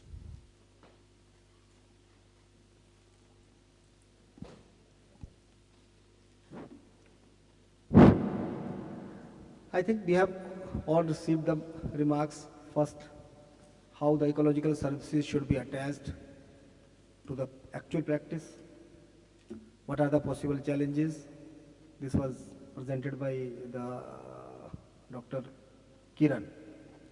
And how we have initiated it in this mountainous state.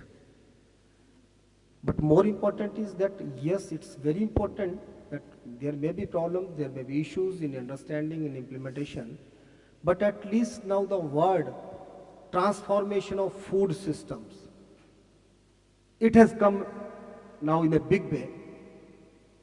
So certainly the question has come, the answer is ought to come.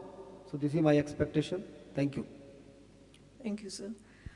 With this, we come to the end of this technical session 6. I thank the chairperson, Dr. Rajeshwar Chandel, Vice Chancellor, Dr. Y.S. Parmar, University of Horticulture and Forestry, Noni, for chairing the session, and Dr. Charan for co-chairing, and the rapporteurs, Dr.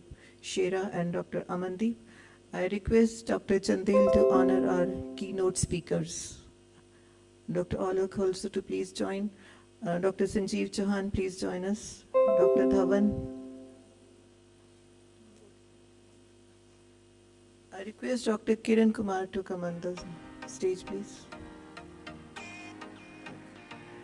My thanks to Dr. Alok also for chairing this session, and the most important, our 2 rapporteurs and coordinators, because this is the most important task and most tedious one also, for recording the proceedings of these 2 presentations. Thank you.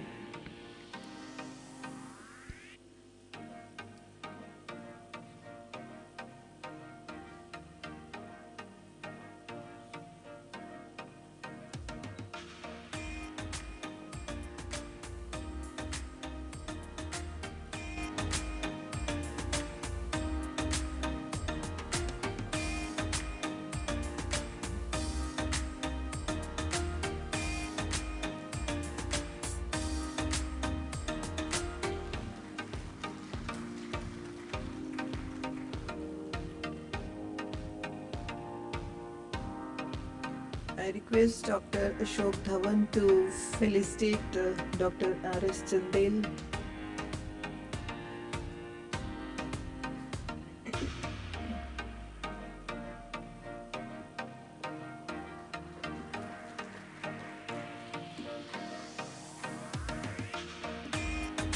I request Dr. Chandel to please felicitate our co-chair, Dr. C.S. Olak, please.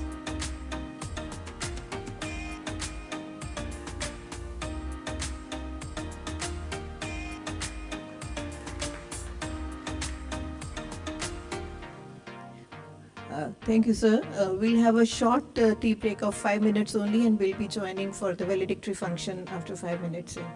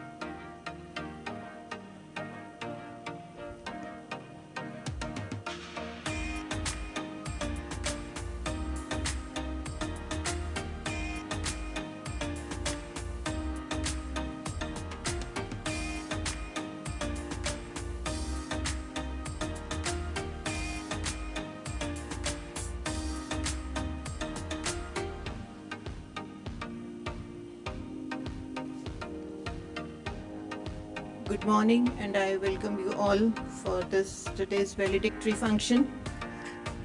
Today is a very auspicious day, not only for the people of Punjab, all over the world. Four things special coinciding with 15th November. Today is the 550th birthday of our first Sikh Guru, Sri Guru Nanak Sahib Ji. And secondly, Kartik Purnima. So, the 550th birth anniversary of Sahib Sri Guru Nanak Dev Ji, and understanding the teaching and the philosophy of Nanak is the true essence of Gurpurab. The main teachings of Guru Nanak were Kirt Karo, means earn an honest and diligent living. Vand Shako, share your earnings with the less fortunate. Naam Japo, meditate God's name to control evils. So may Guru Nanak bless all of us to follow his path of righteousness at all the times, and may this Gurpurab be a reminder for all of us to live a life that is guided by compassion, kindness, and service to humanity. Today is also the Kartik Purnima, so may the diyas of Kartik Purnima illuminate your lives, and all of you have a very blessed Kartik Purnima. Coming to our Indian Ecological Society conference, this was established in 1974 in this very university, PAU, by Dr. A.S. Atwal. So it is coinciding with 50 years or Golden Jubilee of the Indian Ecological Society. And the venue for choosing PAU was a special one that we wanted to celebrate the Golden Jubilee in PAU only, from where the roots of this society they were taken. And this is also coinciding with the Diamond Jubilee of Punjab Agricultural University, which we are celebrating. So today is really a very lucky and auspicious day for all of us. Starting with, I'll request Dr. S.S. Gosal to extend a floral welcome to worthy Vice Chancellor Dr. Rajeshwar Chandel from Y.S. Parmar University of Horticulture and Forestry, Noni.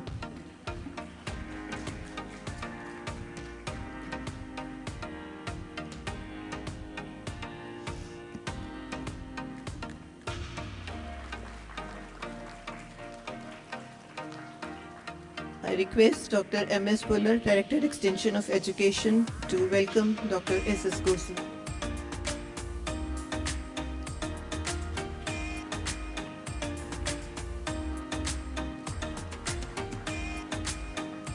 I again request Dr. M.S. Puller to welcome Dr. Rajendra Peshin, Director Education from Sukast, Jammu.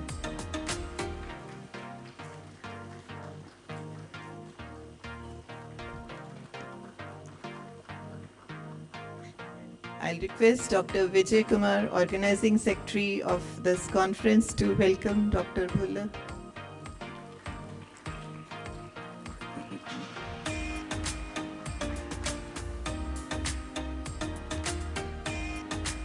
Honorable Vice Chancellor of Punjab Agricultural University, Dr. Satbir Singh Ji Gosal, Dr. Rajeshwar Chandel, Vice Chancellor of Dr. Y.S. Parmar University of Horticulture and Forestry, Noni, Dr. M.S. Puller, Director Extension of Education, PAU, Dr. Rajendra Peshin, Director of Education, Sher-e-Kashmir University of Agricultural Sciences and Technology, Jammu, Dr. Ashok Dhawan, President, Indian Ecological Society, and Dr. Vijay, Organizing Secretary of this IESIC to 2024. At the very onset, I extend a very warm welcome to our worthy Vice Chancellor, Dr. Satbir Singh Ji Gosal, for acceding to our request and taking time, especially today being a holiday and Gurpurab, and be with us this afternoon for the valedictory function of the International Conference on Transforming Agri-Food Systems in the Face of Climate Changes and Energy Transitions. I have already shared with you many times, Dr. Gosal is an internationally acclaimed agricultural biotechnologist, and he was the founder of the School of Agricultural Biotechnology at PAU. And he is an internationally acclaimed recipient of many fellowships by Royal Society London, Rockefeller Foundation, USA for his postdoctoral research, and University of Nottingham and John Innes Centre, Norwich, England. And he has been very actively involved in many of the research projects by ICR, DBT, NATP, FAO. I heartily welcome you, sir. I extend my warm welcome to Dr. Rajeshwar Chandel, Vice Chancellor of Dr. Y.S. Parmar, University of Horticulture and Forestry, Noni. Dr. Chandel, he has over a great experience and mainly in the field of natural farming, agroecology, sustainable food system, and he has been partnering with the Ministry of Agriculture and Farmers Welfare, Government of India, Niti Aayog and many state governments. He is also member of the State Consortium on Agroecology, which is led by France, and also member of many committees which are being constituted by Government of India. I welcome you, sir. I am highly grateful to Dr. Rajendra Peshan, Director Education, Sher-e-Kashmir University of Agricultural Sciences and Technology, Jammu. His research expertise is dissemination and evaluation of issues which are associated with sustainable agriculture research and development programs, especially for integrated pest management. And he has also developed a model for predicting the adaptability of agricultural technologies when they are put on at trial at farmers' field levels. I extend a warm welcome to you, sir. I extend a warm welcome to Dr. M.S. Puller, Director of Extension Education, PAU, for being with us this afternoon. He is basically an agronomist with specialization in wheat management, very actively involved in promoting the direct seeded rice technologies in the last few years, and also with crop residue management technologies. So welcome you, sir. I also welcome Dr. Ashok Dhawan, President, Indian Ecological Society, and the main strength and guiding force behind all this. He has been very actively involved. I remember my student days when sir was a teacher, and he's been a great encouraging force, guiding force. And if I'm able to stand before you all today, it is because of Dr. Dhawan. I was not very confident on stage. During 2009 to 11, sir organized many conferences, national and others, and so he literally pushed me up to stand up on the dais. And so thank you, sir, and welcome you, sir. We have with us Dr. Visakha Singh Tillon with us. Welcome you, sir. Dr. Sanjeev Chauhan, Director Research, Noni, Dr. S.S. Walia, and other heads of the departments. Then I welcome my colleague, Dr. Vijay Kumar, Organizing Secretary of this international conference, who is the backbone for the smooth running of this conference. I can see in the audience, I welcome Dr. Asha Dhawan. Welcome you, ma'am, for being with us. Didi, for being with us this afternoon. I heartily welcome all the delegates from various countries and states who have come from far-off places to attend this conference. My welcome to the persons from media and press who are here for covering the occasion. I also welcome the students, research fellows, and all the persons present here. And I hope you had a pleasant stay during this conference and enjoyed the different sessions. So now I invite Dr. Ashok Dhawan for his remarks.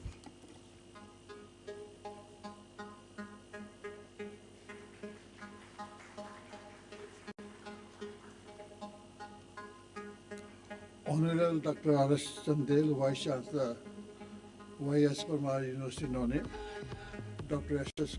Gosal, Honorable Vice Chancellor, PAU, and Dr. M.S. Puller, Director of Education, PAU, Dr. Rajendra Peshan, Vice President of Indian Ecological Society, and my colleague Vijay, who has been a big force in this conference. I will take only 2 or 3 minutes, not going much detail into the last day validity function. First, let me introduce myself in one line. I retired from the PAU 19 in 2021. And after retiring in 2021, I am continuing with this society and other society just to bring young people and promote the principle of ecology. Coming to our team who has done a very good work, just to introduce them, we started the conference in end of 2020 with a plan, what should be the title, what should be the subtitles. So in this case, responsibility was with Dr. Patient.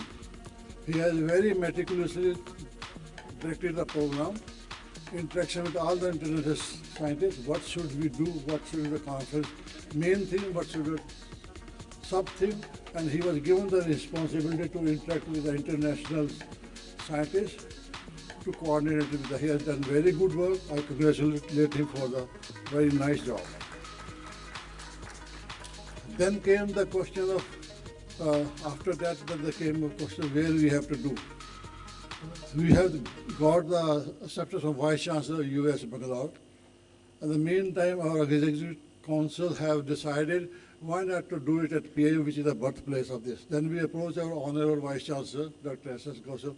He very positively supported that you should do the conference here. With thanks to the Dr. S.S. Gosel for his positive response and full stand during the conference. Then the question arises with our main functioning, that Vijay Kumar Vikas Jindal.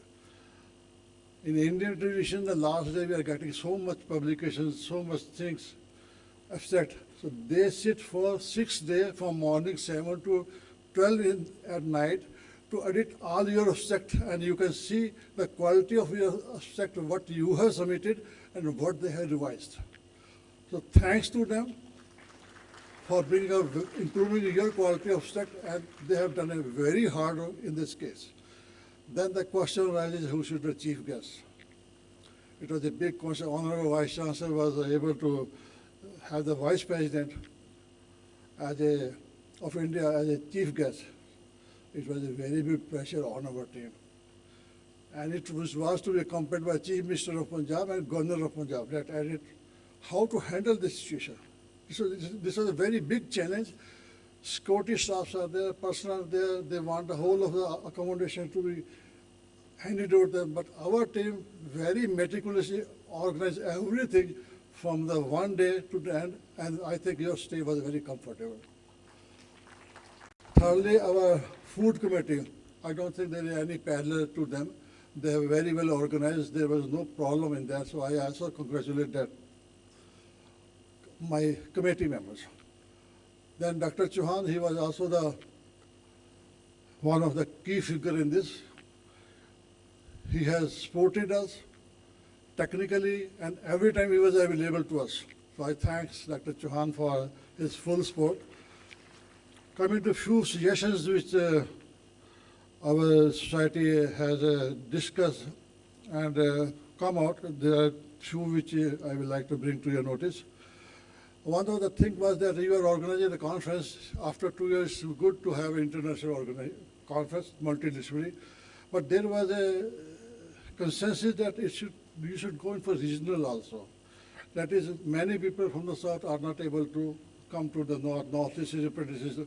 So they decided to take up some action in the regional conference and should be very limited in themes so that more of the people can interact with them and have a workshop after 2 years international at multidisciplinary. Second came the question of journal, which is 50 years old. Some said you should avoid the print media and should go on online. We suggested, we have taken this suggestion.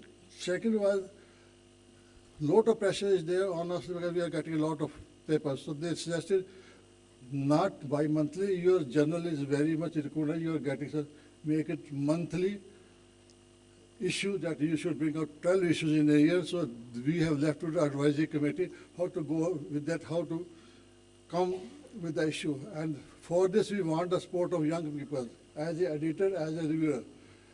I feel we have a very little support from the young people to actually editor or reviewer, so we look into that issue. Then one of the suggestions was that you have 50 years, so we are not able, may not be able to do that. They said the Ecological Society should have some data management system. data is coming up, but many of the data has not a proper lacunae, but we are not accepting data sessions. They should maintain some data intrinsic. They say that we are ready to link the farmers for the data collection on mobile.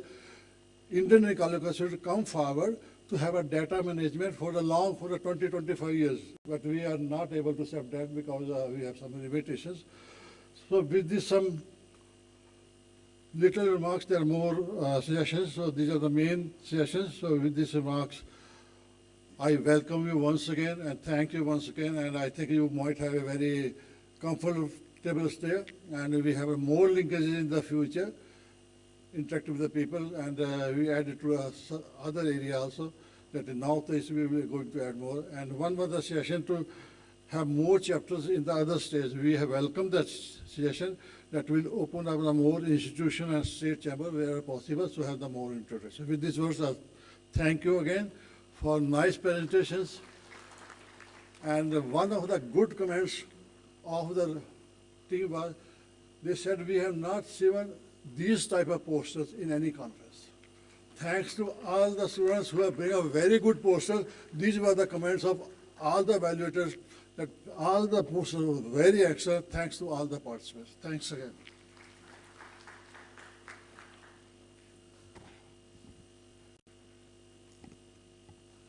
Thank you, sir. Now we have the reports from different sessions. So I'll request Dr. Vikas Jindal to read the repetitive reports for different sessions.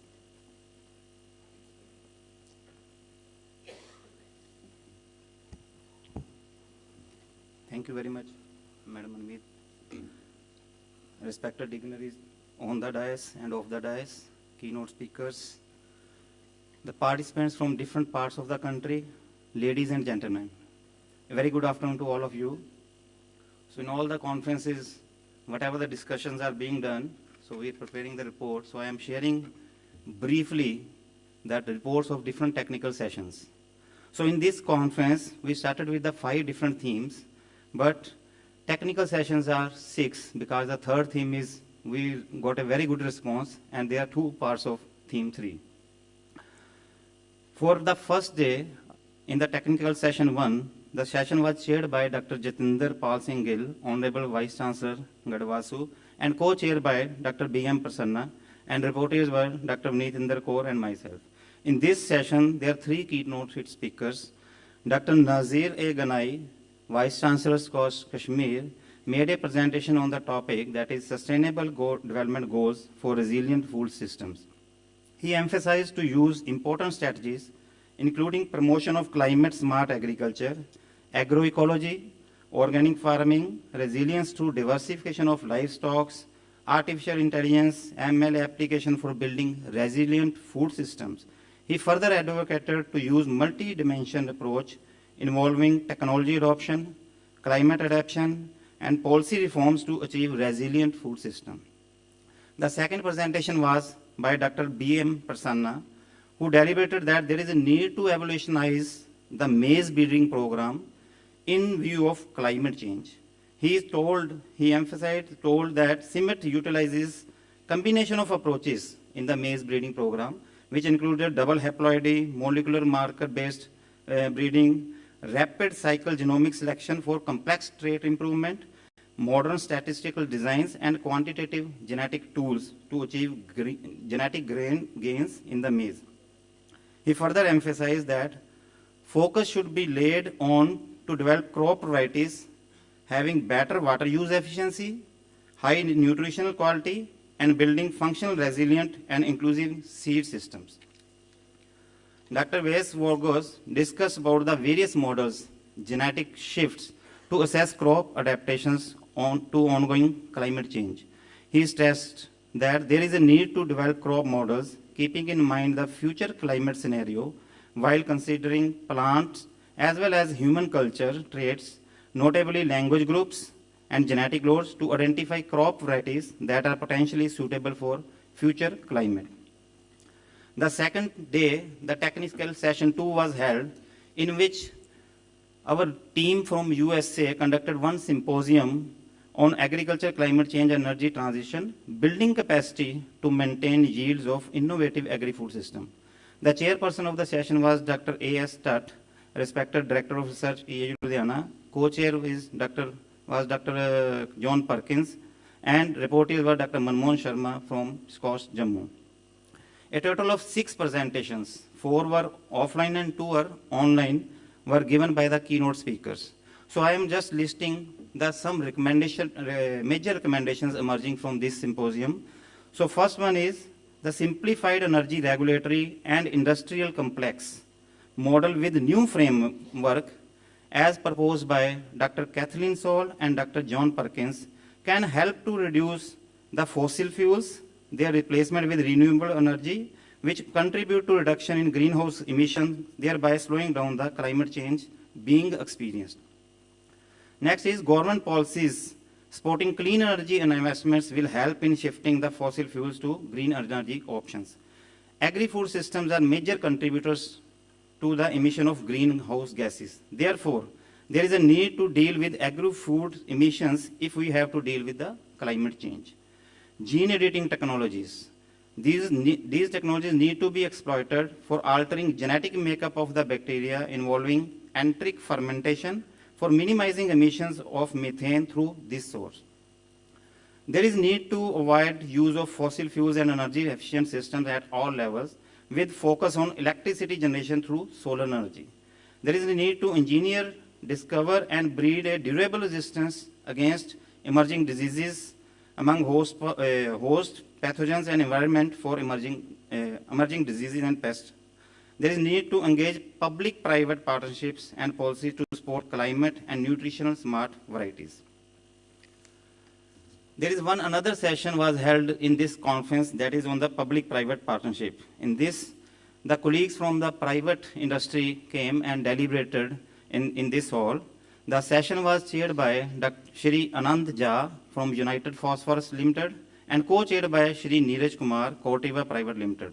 The reporters for the sessions were Dr. Manpreet Singh and Dr. Jagdish Kumar Arora from PAU Abor Station. 2 presentations which are made by the UPL company highlighted that their commitment to sustainable agriculture through digital platforms and innovative technologies. They also focused on the ZEBA technology, a super absorbent polymer that helps farmers to optimize water use and mitigate the impact of water stress. Further, the representative from the Corteva Agri-Sciences presented and emphasized the importance of reduced risk pesticides in promoting sustainable agriculture and environmental stewardship. The Nuka Agritech highlighted the Nuka's contribution to Indian agriculture through its diverse range of crop protection solutions and commitment to farmer empowerment. The technical session 4 of the keynote speakers was held and the chairperson was Dr. Sunil Kumar Tiwari, the Director ICR Farming Systems Meerut, and co-chairperson was Dr. TVK Singh. Reporters were Dr. Rubaljot Kunar, Dr. Harpreet Chimma, and Dr. NS Thakur. So in this case, total 8 presentations were made, 7 were offline and 1 was online. In this, Dr. Bijay Singh, who delivered the first lecture, he emphasized that to sustain higher yields, long-term fertilizer application should be at the optimum level and ideally be managed on the field scale on a site-specific basis. Dr. Amatya, our guest from Nepal, mentioned that Nepal is facing the climate changes that affect vegetation pattern, rainfall pattern, and loss of biodiversity. He highlighted that what should be done to mitigate climate change, stressed on water harvesting, resilient and location-specific silviculture, identifying tree species that conserve unique biodiversity. Dr. Gurbir Singh Pullar addressed the disconnect between the farmer community and policymaker with special reference to the free market. He impressed upon the need to make consumer aware of agricultural value and that policymakers should put emphasis on agriculture like other sectors. Dr. Smita Srohi talked on the carbon markets and its effect on agri-food systems. So to make carbon markets more inclusive, it is essential to address the existing barriers and introduce reforms that provide financial, technical, and educational support. Dr. TVK Singh shared his expert views about the invasive alien species and their economic cost. He recommended that there is a need for strict implementation of domestic quarantine and inspection at the entry points and capacity building of the concerned officials.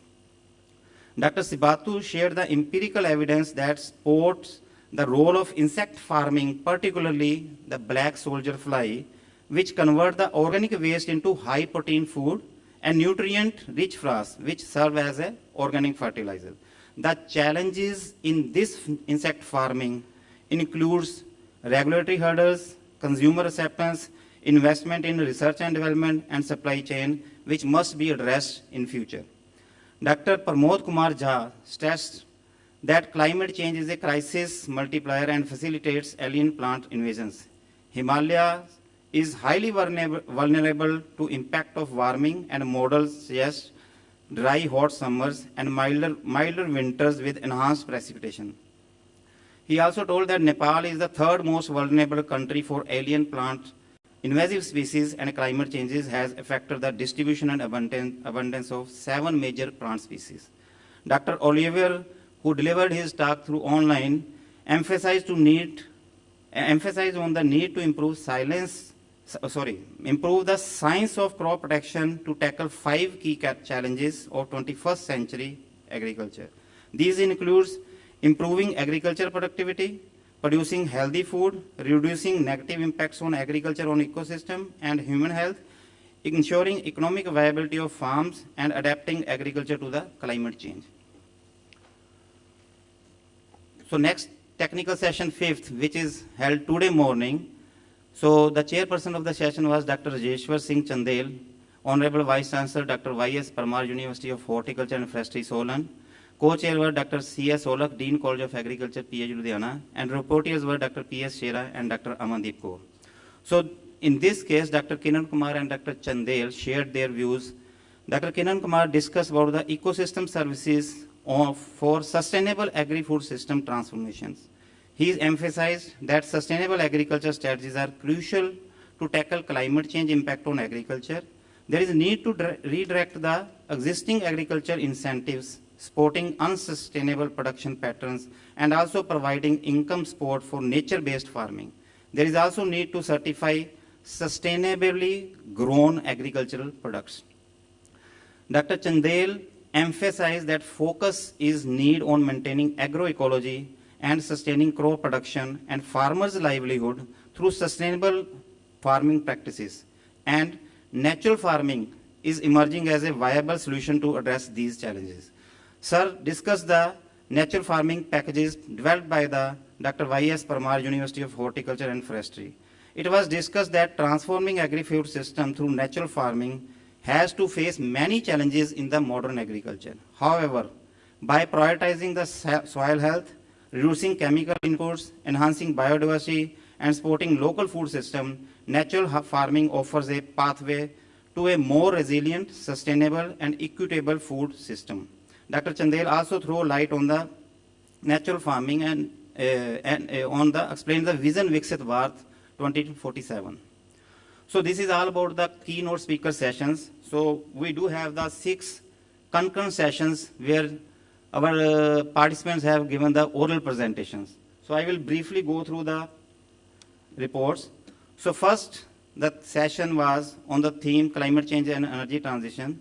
This session was chaired by Dr. P.K. Kingra, head of the department, and co-chaired by the Dr. Sompal Singh, along with reporters Dr. Rabinder Kaur and Dr. A.K. Dhaka from HAU. In this session, Dr. Kingra first delivered a lead talk, and she discussed the extent of climate change globally and its impact on health, agriculture, forest, biodiversity, natural resources, and weather resources.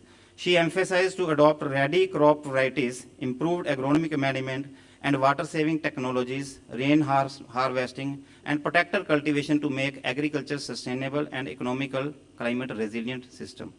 The diverse topics were presented by our participants.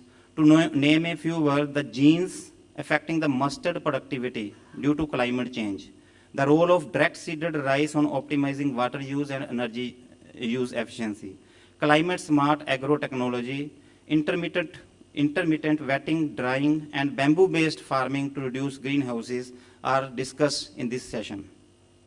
Next concurrent session was on regenerative agriculture. The session was chaired by Dr. Dr. K.B. Singh and co-chaired by Dr. Sandeep Chopra. The rapporteurs were Dr. Monmohan Dakal. The session emphasized that on the potential of regenerative agriculture to enhance soil health, increase biodiversity, and provide long-term sustainability in agriculture. Dr. N. Ravi Shankar, principal scientist from Meerut, presented virtually in this session as a lead speaker, covering the techniques in organic and natural farming ecosystem services of integrated farming systems and concept of regenerative agriculture. 10 presentations were delivered by the different participants, which discussed the role of organic and natural farming in modern era of climate change, heterosis studies in okra, the role of natural farming in apple orchards, agroforestry, insect incidence on chili, and role of intercropping legumes in agroforestries.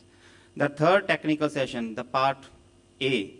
So in this case, the session was chaired by Dr. Mrs. Smita Srohi, and reporters were Dr. Jinder Kumar and Dr. Siru Selvan from Tripura.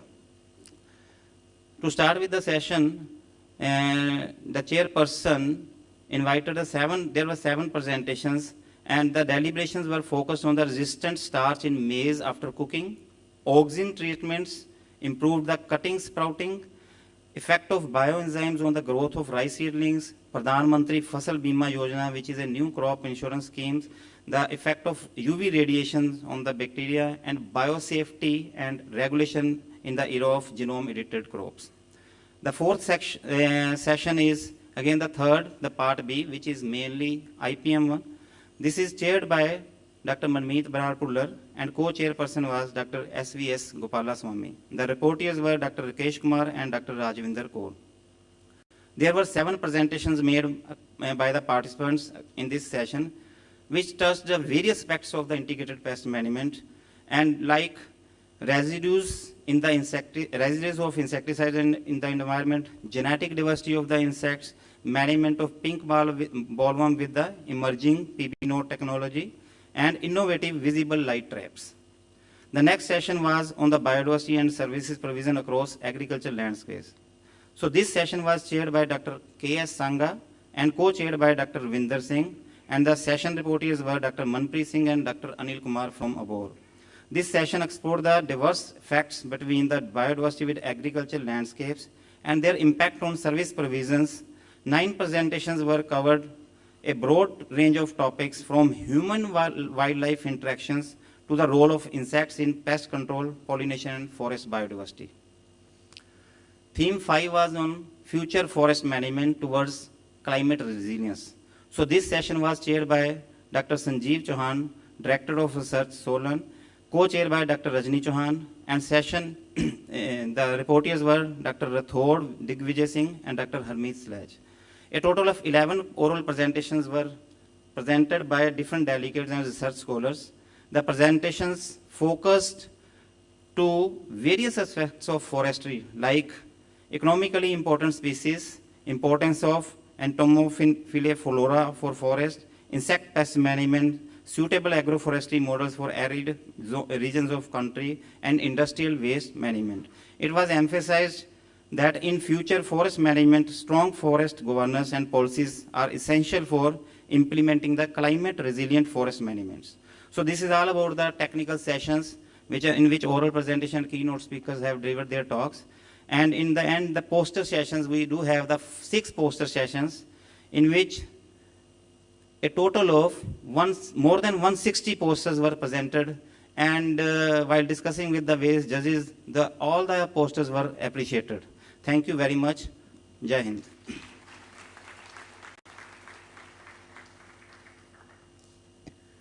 Thank you, Vikas.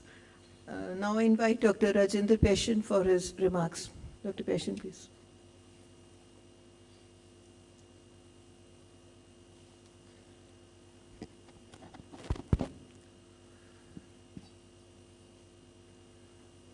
At the outset, Guru Purab ki sabko badaiyan. Congratulations on the Guru Nanak's birth anniversary to all of you. Dr. S.S. Gosal, Vice Chancellor, PAU Ludhiana. Dr. R.S. Chandel, Vice Chancellor, University of Horticulture and Forestry, Solan, Nauni. Dr. M.S. Buller, Director Extension Education, PAU. Dr. Ashok Kedavan, my teacher and President of the Indian Ecological Society. Dr. Vijay Kumar, the Organizing Secretary, who will share the accolades and has to share the blames because the Organizing Secretary job is always a tough job. Dr. Chauhan, Director Research, Solan. My dear colleagues and friends from USA, led by John Perkin, and the student from USA, Dr. Jha from Nepal, Dr. Amatya Mate from Nepal, Dr. U.S. Wigox, Director Research, IRD France, Dr. Kibron from ICP Nairobi, other guests, colleagues, dear students, and ladies and gentlemen. It is a coincidence that I attended all the 4 Indian Ecological Society international conferences.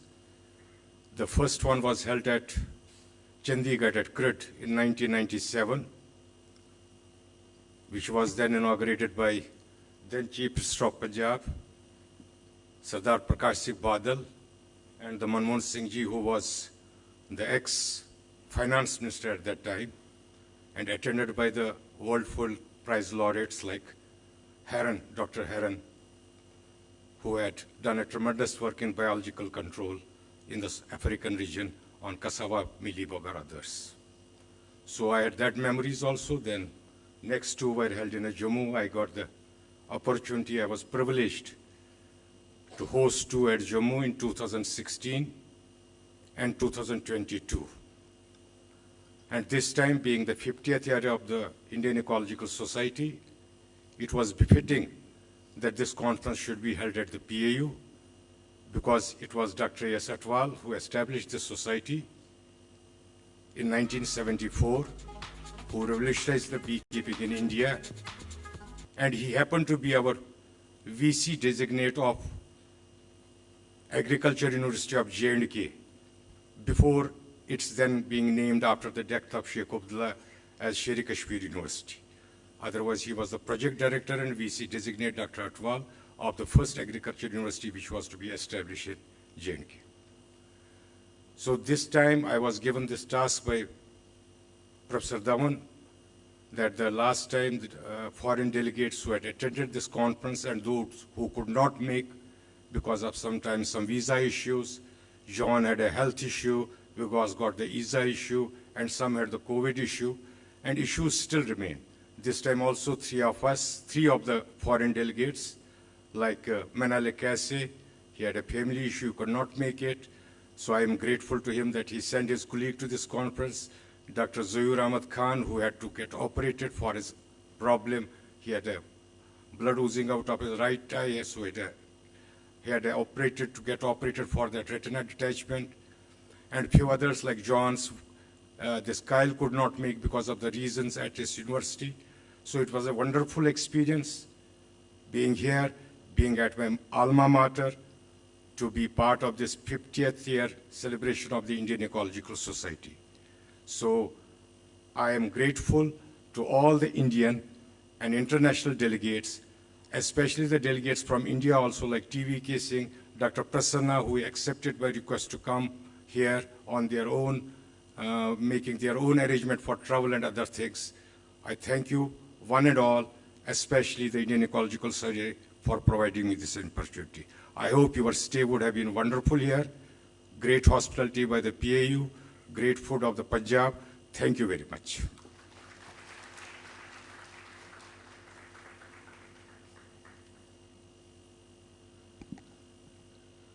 Thank you, sir.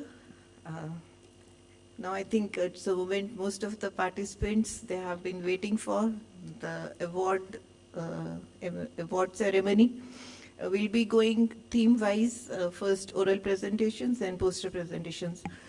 I'll request Dr. Gosal, Dr. Chandel, all the dignitaries, please come forward for the awards. First is theme 1, climate changes and energy transitions, oral presentations. We had total 12 presentations and 11 were made. So the first prize goes to Dr. Manpreet Singh, abstract number 1306, Brequeting blends of shredded rice straw and cotton stalks, energy and quality evaluation.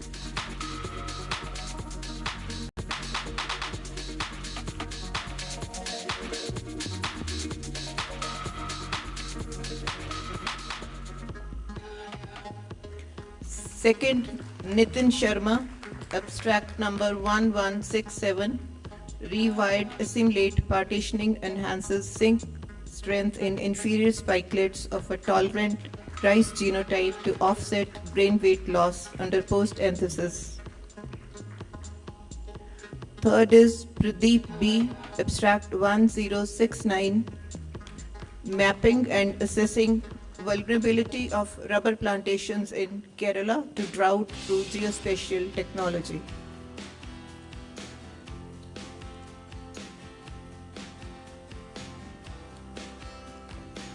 Next, we come to the poster presentations in theme 1. Total were 41 posters, 29 were presented. First prize goes to Dr. Naveen Agarwal, abstract number 1153, development and survival of fall armyworm on maize under alternating temperature regimes of northern India. Second, Vikas Sharma, abstract 1312, employing machine learning for mapping soil carbon in uneven terrain.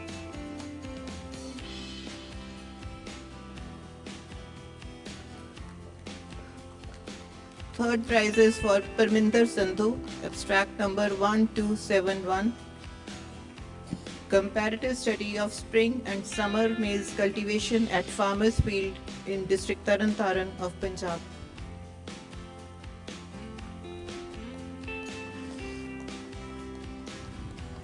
We move on to the next theme, theme number 2, regenerative agriculture. Oral presentations, total were, number of presenters were 10 and presentations made were 8. First prize is for Dr. Amandeep Sittu, abstract number 1096, balancing productivity and soil health, a study on organic, natural and integrated farming system. Second, Divyanshu Sharma, abstract number 1275, heterosis studies for yield and quality correctors in okra.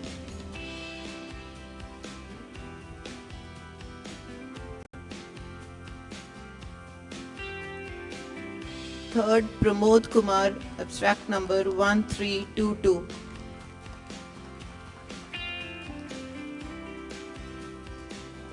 Integrative effects of PGPR amendments and entomopathogenic fungi.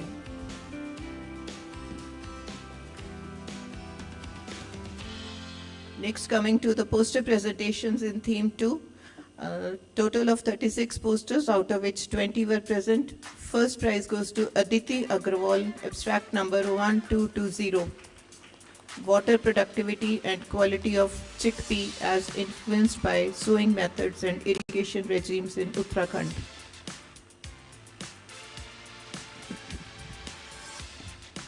Second prize goes to Aditi Sharma, abstract number 1219. Aditi Sharma 1219. If any of our co-authors is present. Okay. Third prize goes to Prabjeet Kaur 1252. Increasing the productivity of rice wheat cropping system through integrated nutrient management.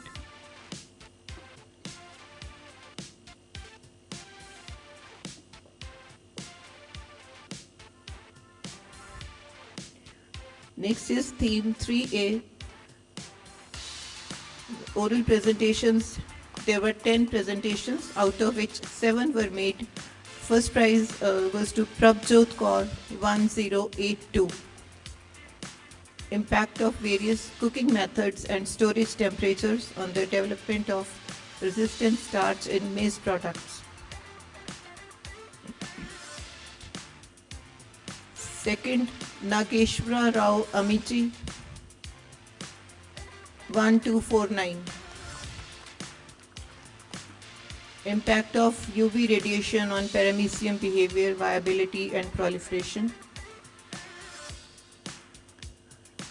Third prize goes to Svita Muduku, abstract 1187.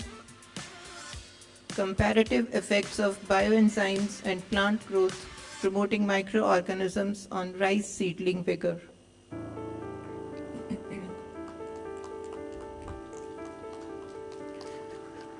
Next, coming to the awards of poster presentation. Total 25 posters were there and 21 were presented. First prize goes to Horinder Sharma, 1221.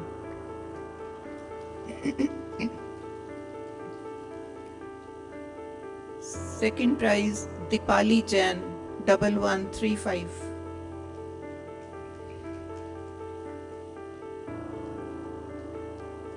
Exploring the genetic and biochemical variability among different agaricus strains. Third award is for Akshdeep Kaur, 1241. Akshdeep Kaur, 1241. Moving on to theme 3B. In oral presentations, total number of presentations were 9 and 7 were made. First prize goes to Sabrina Ashraf, 1060. Molecular characterization of pink bollworm populations from different regions of India. Second prize goes to P.N. Guru, 1037. Innovative visible light insect trap for efficient and eco-friendly grain storage pest management.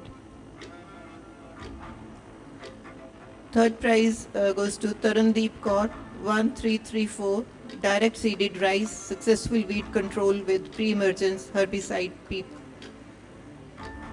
Any of the co-authors of Tarundeep, if they are present? Next we move on to the poster presentation awards. In theme 3B, 25 posters were there and 21 were presented. First goes to Sudeshna Thakur, 1051. Silencing of juvenile hormone epoxide hydrolase and juvenile hormone acid.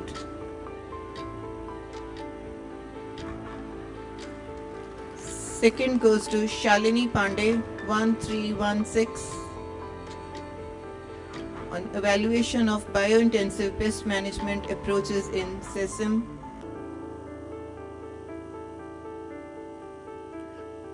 Third prize, Rajwinder Kaur Sandhu, 1047.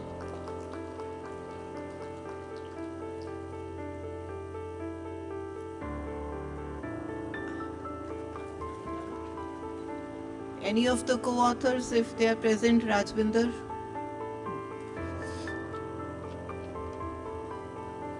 Next we move to theme 4, biodiversity and service provision. In oral presentations, 9 presentations were there and all 9 were presented. First prize goes to C. Kathirvelu, 1182. Mutualistic interaction of lichenids with ants and their behavioral response to environment. Second award is for Shreya Chauhan, 1302. Estimation of genetic diversity of wild deciduous shrub in northwestern Himalayas.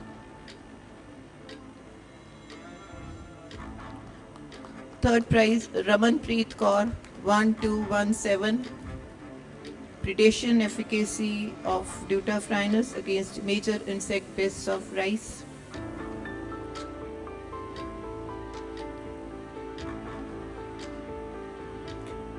Coming to poster presentations in theme 4, 26 posters were there and 22 were presented. First prize, Bharti Mahindru, 1202. Transmission of less stinging trait in Apis mellifera colonies through selective breeding. Second prize, Preeti Vats, 1289. rapid and reliable species discrimination of Salix wood using DNA barcoding technique.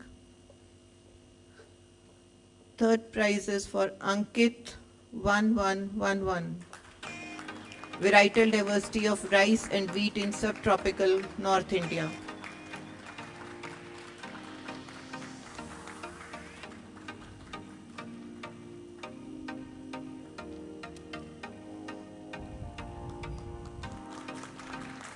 Theme 5, Future Forest Management Towards Climate Resilience. In oral presentations, 11 presentations and all were presented. First award is for AG Karthik 1041. Investigation on genetic divergence and variability in Xanthalum album of selected CPTs in Indian state of Karnataka. Second, Ayushi Singla 1327.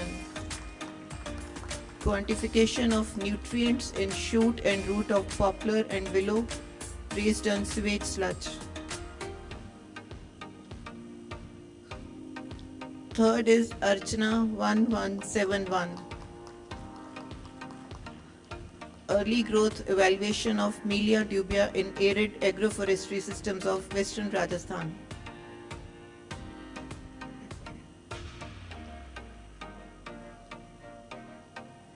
In poster presentation under theme 5, total number of posters were 18 and 16 were presented. First prizes were Poonam S 1068. Role of traditional knowledge in modern era through sustainable utilization of forest produce in central India. Second, Manjot Singh 1117. Influence of agroforestry systems on soil properties.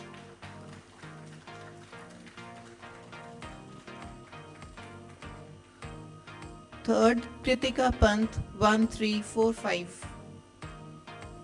Urban heat island mitigation, investigating the role of roadside ornamental trees in improving thermal comfort.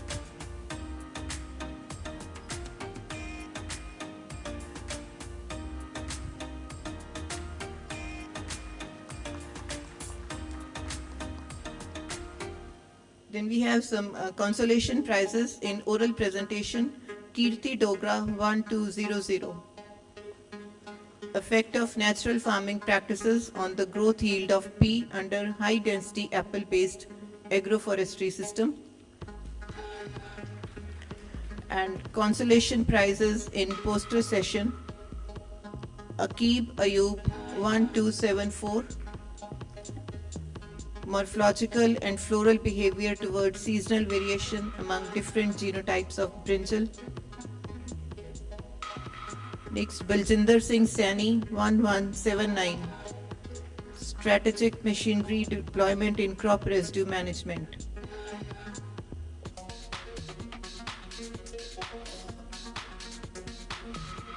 Third, next consolation prize, Parminder Kaur 1190. Parminder Kaur 1190. Next, Ms. Aditi Sevak 1125. Effectuality of processing techniques on retention and bioavailability of nutrients among sorghum.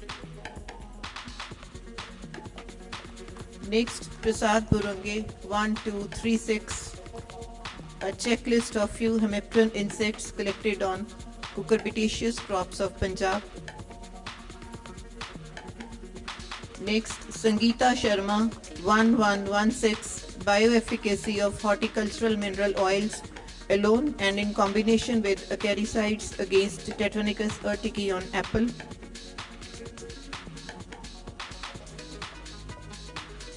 Ravi Kumar 1296. Discovery of novel microbes for the control of soil-borne pathogen. Next, Surinder Kumar Sharma 1027. Performance of legume oilseed cereal-based intercropping system in semi-arid region of Haryana.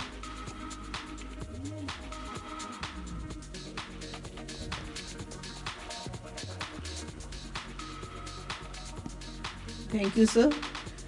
Please take your seats.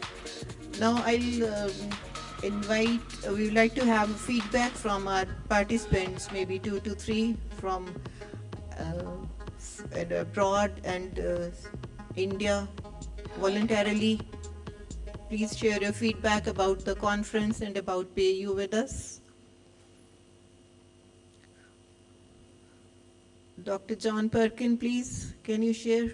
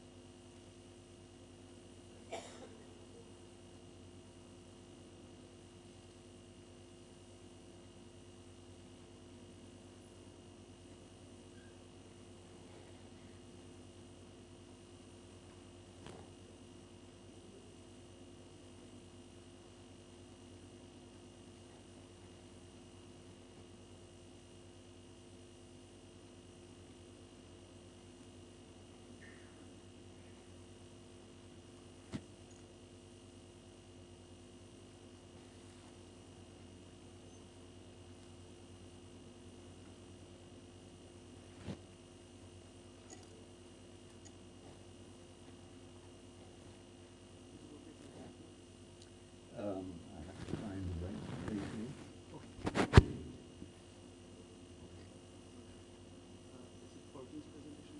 No.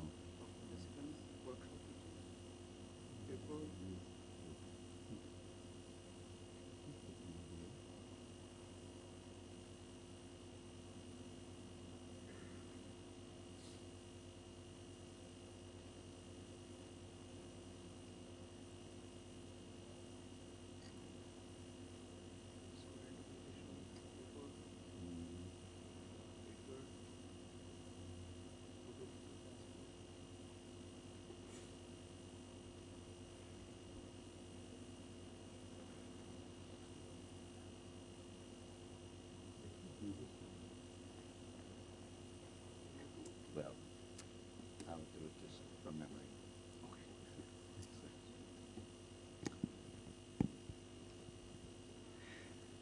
We had a workshop on the Wednesday. It followed the symposium, and the workshop brought together 51 students, most from PAU, but there were some from others, and we asked them to do a number of things. First was to give us their best 2 ideas. Well, we organized them into groups of about 5, and we asked each group to discuss their best ideas for future research and also their best ideas for teaching about agri-food systems, climate change, and energy transitions. And then we asked them for any other suggestions they had. I won't go through the details other than to say we received approximately 90 to 100 ideas from the session. The workshop ideas on research ideas was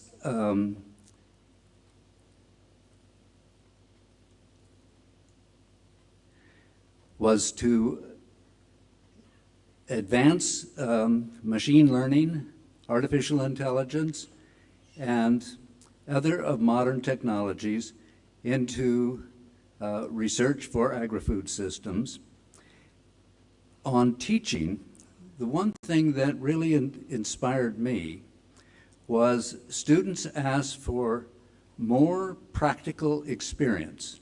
They wanted to interact with farmers, they wanted to visit farms, and to see what was happening in the real world rather than just in the classroom. And I found this one of the most enheartening ideas, because so often in universities we have students who, they read the texts, they read the books assigned, they write the papers, they take the exams, and sometimes they never have an idea about how this applies in the real world. I'll just give you one very short story from my own experience at the Evergreen State College, in which I was teaching an environmental studies class, and we dealt with some of the problems of agriculture and fisheries in Washington State. Farms polluted rivers, which damaged the salmon runs. When we worked in class, I found all the students very negative. Oh, the farmers, they're just making a mess. They're killing the fish. But then we went down to a town near the college, about 50 miles south, and they talked to a farmer. And he told them the stories. His farm adjoined one of the rivers of Washington State, and he told them the problems that he faced in trying to farm productively and profitably. And I was amazed when we came back to the campus that the students had suddenly changed their mind. They felt so bad for the farmer. They understood more about his position on farming and pollution. So I tell that story to emphasize the importance for students to take people out into the field, to see something real. And this is one of the things that I will take away from me, that the students that attended our workshop were very much keen for this type of exposure. And I think I'll end with just some personal reactions to working with this group of students. We had 50, they ranged from undergraduate to PhD level students. They were excited, they were enthusiastic, they worked in their groups with serious discussion, and I was very enheartened to see in India this sort of enthusiasm for tackling the very difficult problems that attend changing agri-food systems in the face of climate change and energy transitions, because I think this is the #1 problem that the world faces. And there's a lot of competition for problem #1 that the world faces. But agri-food systems are the one human system that cannot fail for the benefit of all people.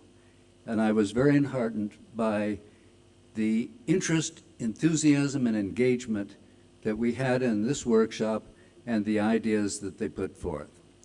So I thank you to the students, and we really enjoyed working with you, and I hope they will have experiences in the future that take them into very good lives, helping the farming systems of India. Thank you.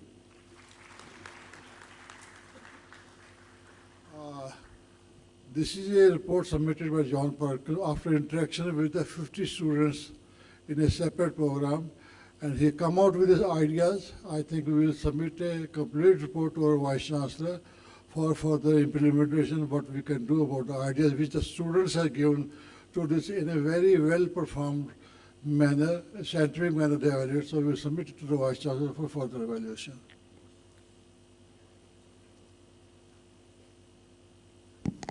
Any other feedback from our participants?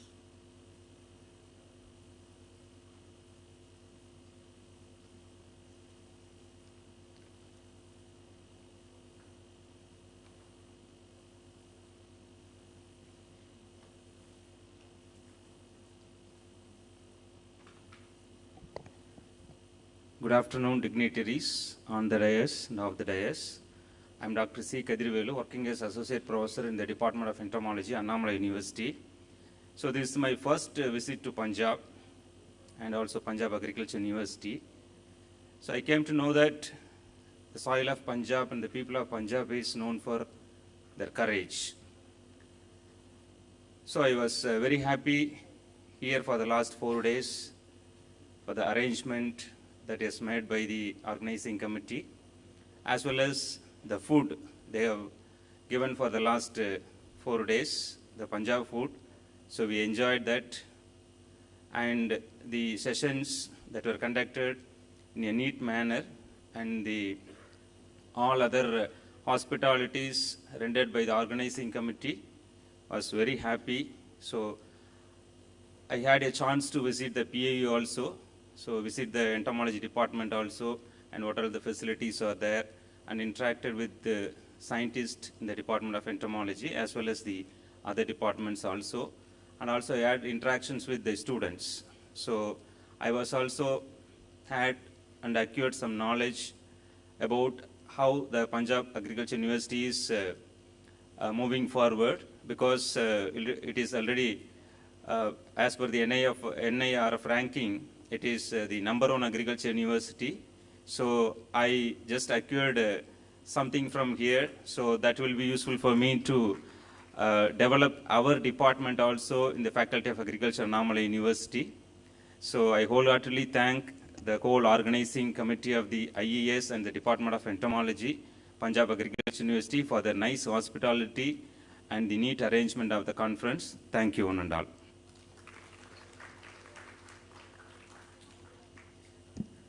Thank you for your nice words and appreciation for the university. Now I invite Dr. M.S. Fuller, Director Extension Education, PAU, for his remarks, please.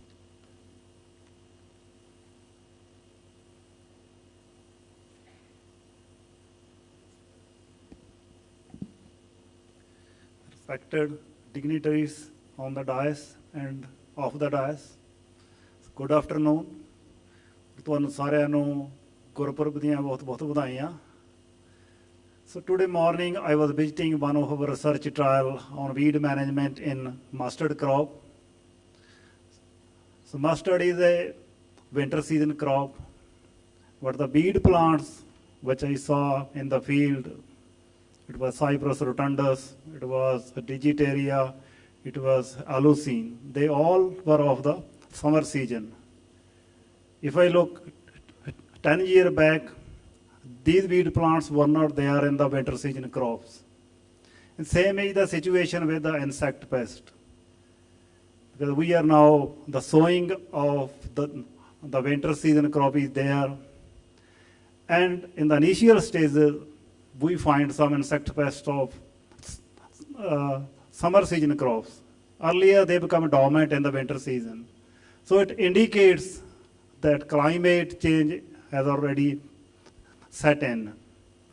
And we need to reorient our research programs to develop technologies for combating this climate change. It will include development of this climate resilient genotypes, climate resilient production practices and protection practices. So already work has been started at PAU also. We have already recommended this climate resilient varieties and production and practice, and the work is already going on. So this, and another thing is this energy transition, which is the second focus of this conference.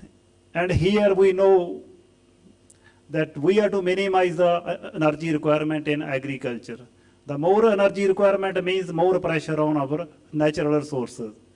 So along with the climate resilient technologies, these technologies must be energy efficient to minimize the energy use in agriculture. So this conference, I think it has provided a platform for discussion on climate change issues across the globe and their possible solutions. And I am quite hopeful that the recommendation from this conference will help us in reorienting our research programs and extension programs for combating the adverse effects of this climate change on agriculture, and it will also be helpful for policymakers, because you have seen the inauguration lecture. Our Honorable Governor of Punjab, he has already asked the organizer to send a copy of the recommendation to the Governor House so that they can use it in the planning, so that they can recommend some policies for combating the adverse effect of this climate change. Me this opportunity, so thank you very much. Thank you.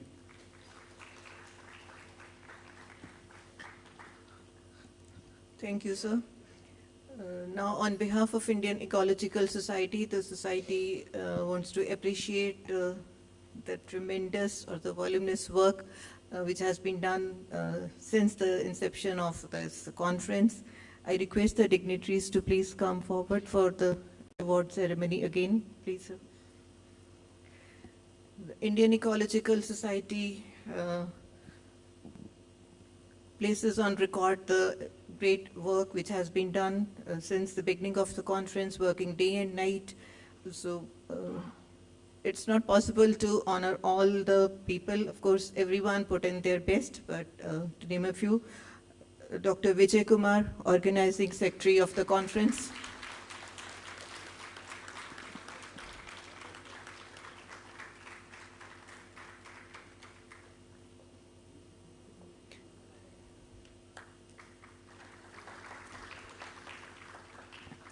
Dr. Vikas Jindal, Department of Entomology.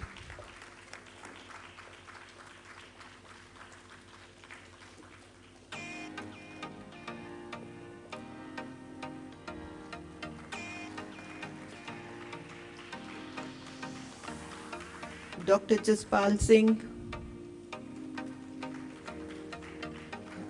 In the meanwhile, Dr. Vineet Indarkaur, Department of Aquatic Environment from Guru Angad Dev University.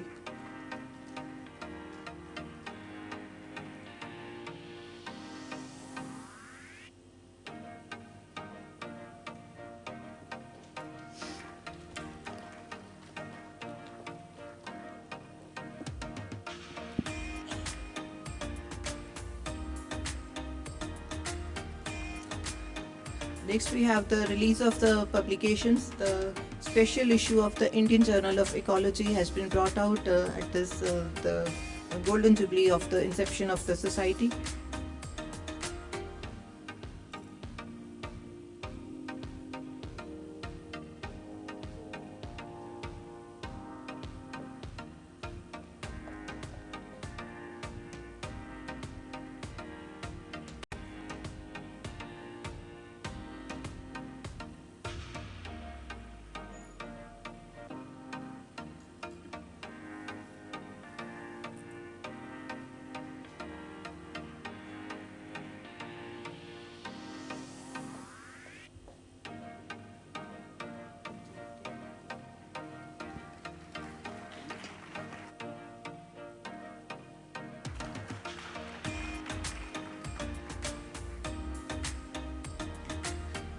Next, we have a very special publication release.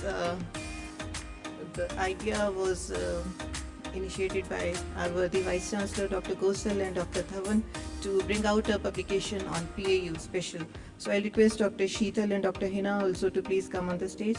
It's Green Titans, the PAU story, starting from the hunger strike to the latest developments of which have been taken place over these years in PAU. It has been very nicely presented and documented by Dr. Sheetal and Dr. Hina. And we also feel honored to have the release of this publication in this conference.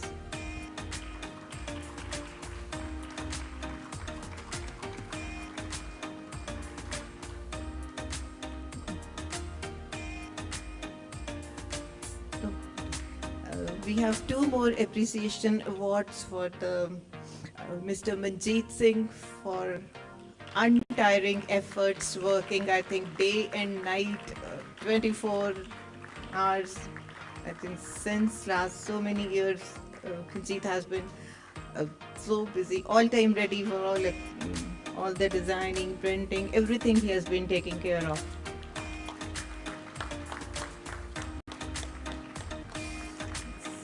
Second appreciation award is for Mr. Abhav Jindal, who worked voluntarily, and he was the person who developed the scan code, which all of you is there on your name tag.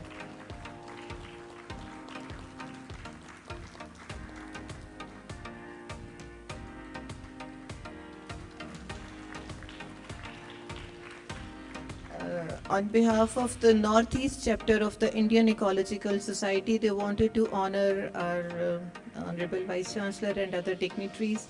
So, but the person has left, so I'll request Dr. Dhawan to extend the welcome on their behalf.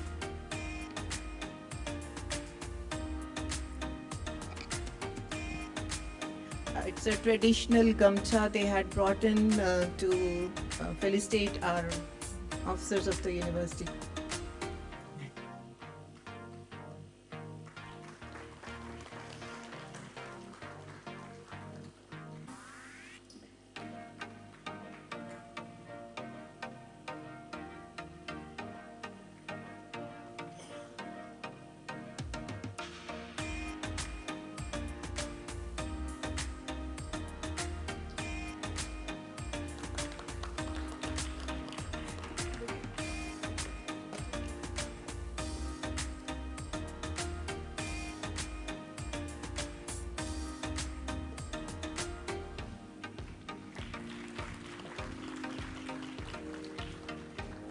Now I request Dr. S.S. Gosal to please present a token of appreciation to Dr. R.S. Chandel.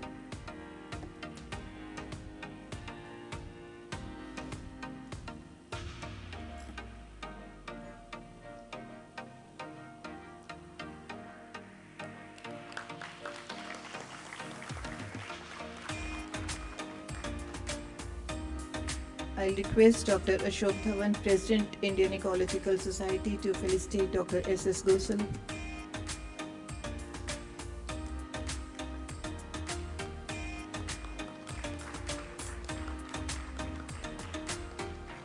Thank you, sir. And now I invite Dr. R.S. Chandel for his remarks, please.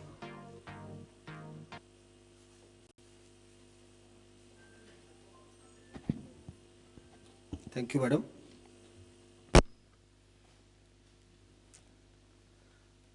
The most honorable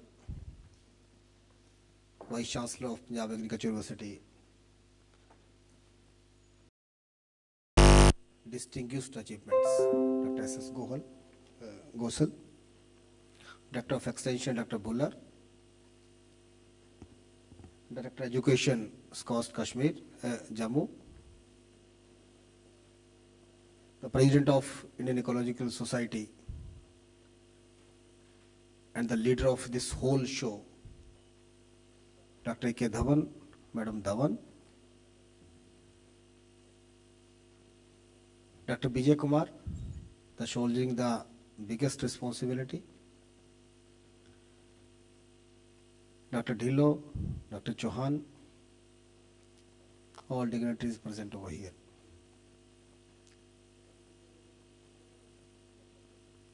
Somebody has written that it's not important to find the answer, or always you'll go back with answers. It's more important that you'll go back with the questions. And once you have the questions in your mind, the answers are likely to come. You will all time spend your hours in finding out the answers. The agenda has been set. The questions are well before us. And today, it's a very auspicious day that we are remembering the one of the greatest Indian icon, our religious leader, who have shown the way how to live, how to save the humanity.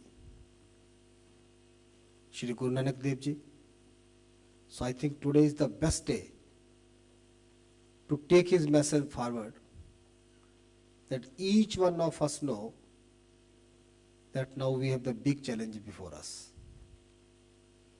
So how to find a place to be the part of curbing that challenge by my individual efforts, by my team effort, and by my institutional efforts, so that when we leave this earth, when we leave this soul, we will have certain specific thing in our hand that yes, we are leaving this earth, this globe, this motherland, healthy and happy to the generations to come. This is not the single pilot that what I am doing at my place will be applicable to your place. What is my successful initiative would be applicable to your place. But my urge is, let's join hands. Let's put the objective before us. Let's co-evolve. Let's share.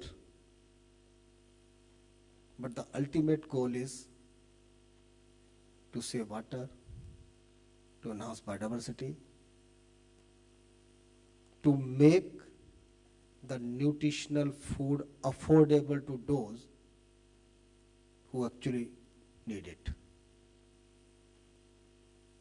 So much has been deliberated, and thank you, Professor, for very briefly summarize the all proceedings of the conference.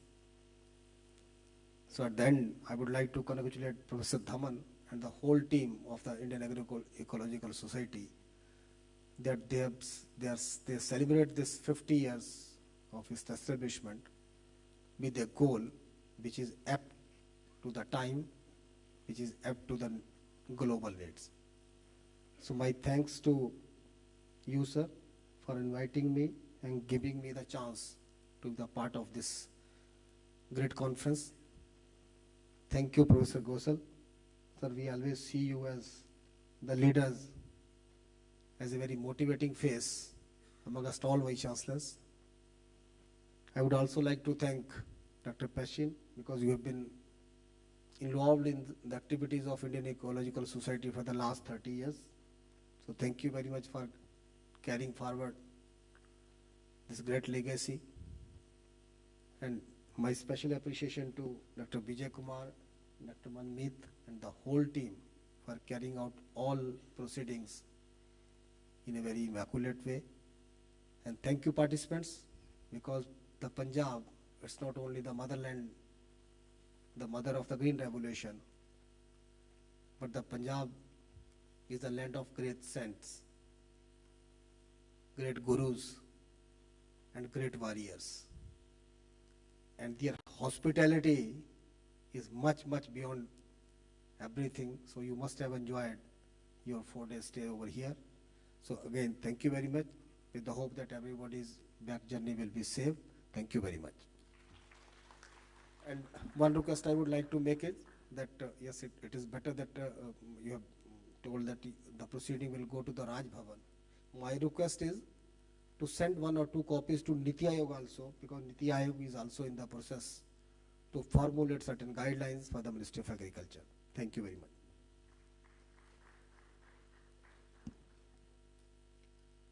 Thank you, sir, for sharing your views. Now I request Honorable Vice Chancellor Dr. S.S. Gosal to please share his presidential remarks.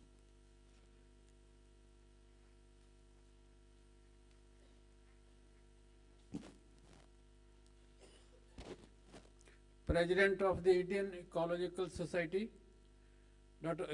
Ashok Kumar Tabanji, Dr. John Perkins, Dr. Rajeshwar Singh Chandel, Vice Chancellor, University of Horticulture and Forestry, Noni Solan, Dr. Jinder Pashin, Dr. Makhar Singh Polar, respected delegates, esteemed guests, faculty, students, and dear friends. Very good afternoon. So what we started on 12th, it's a 4th day. So it started with a big fanfare. So it's a very good ending also. So we have been all through Dr. Vikas Jindal. He has summarized the proceedings of what happened during the 4 days. So it's really very good that so many things have happened.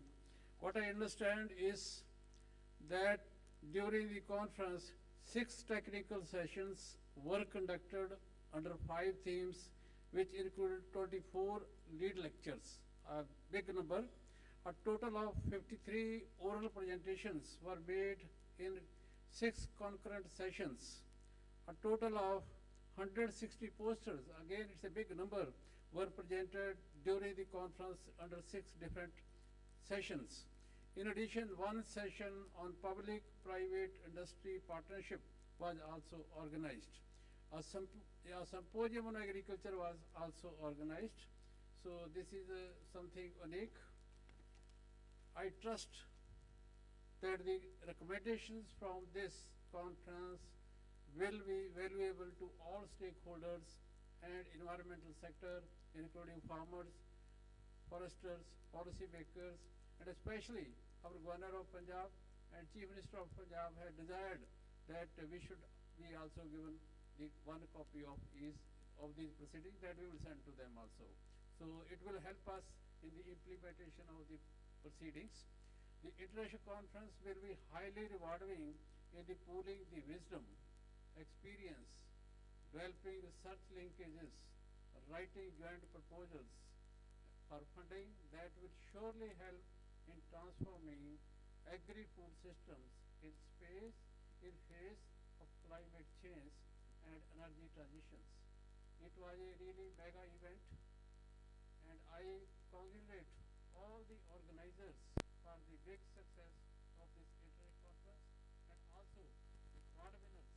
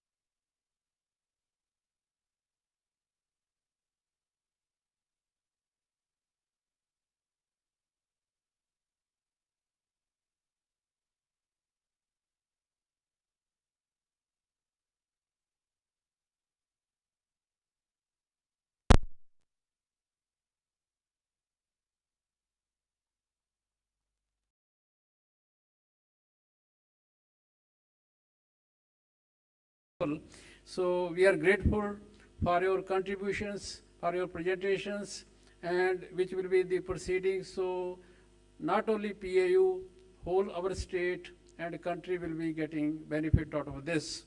So thank you all.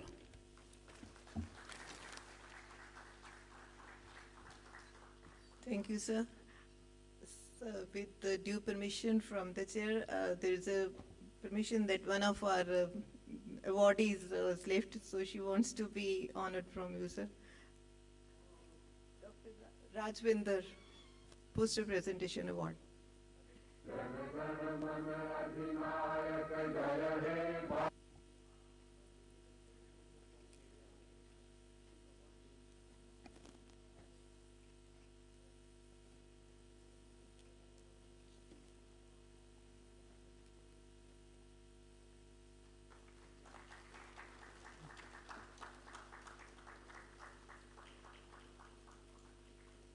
Thank you, sir.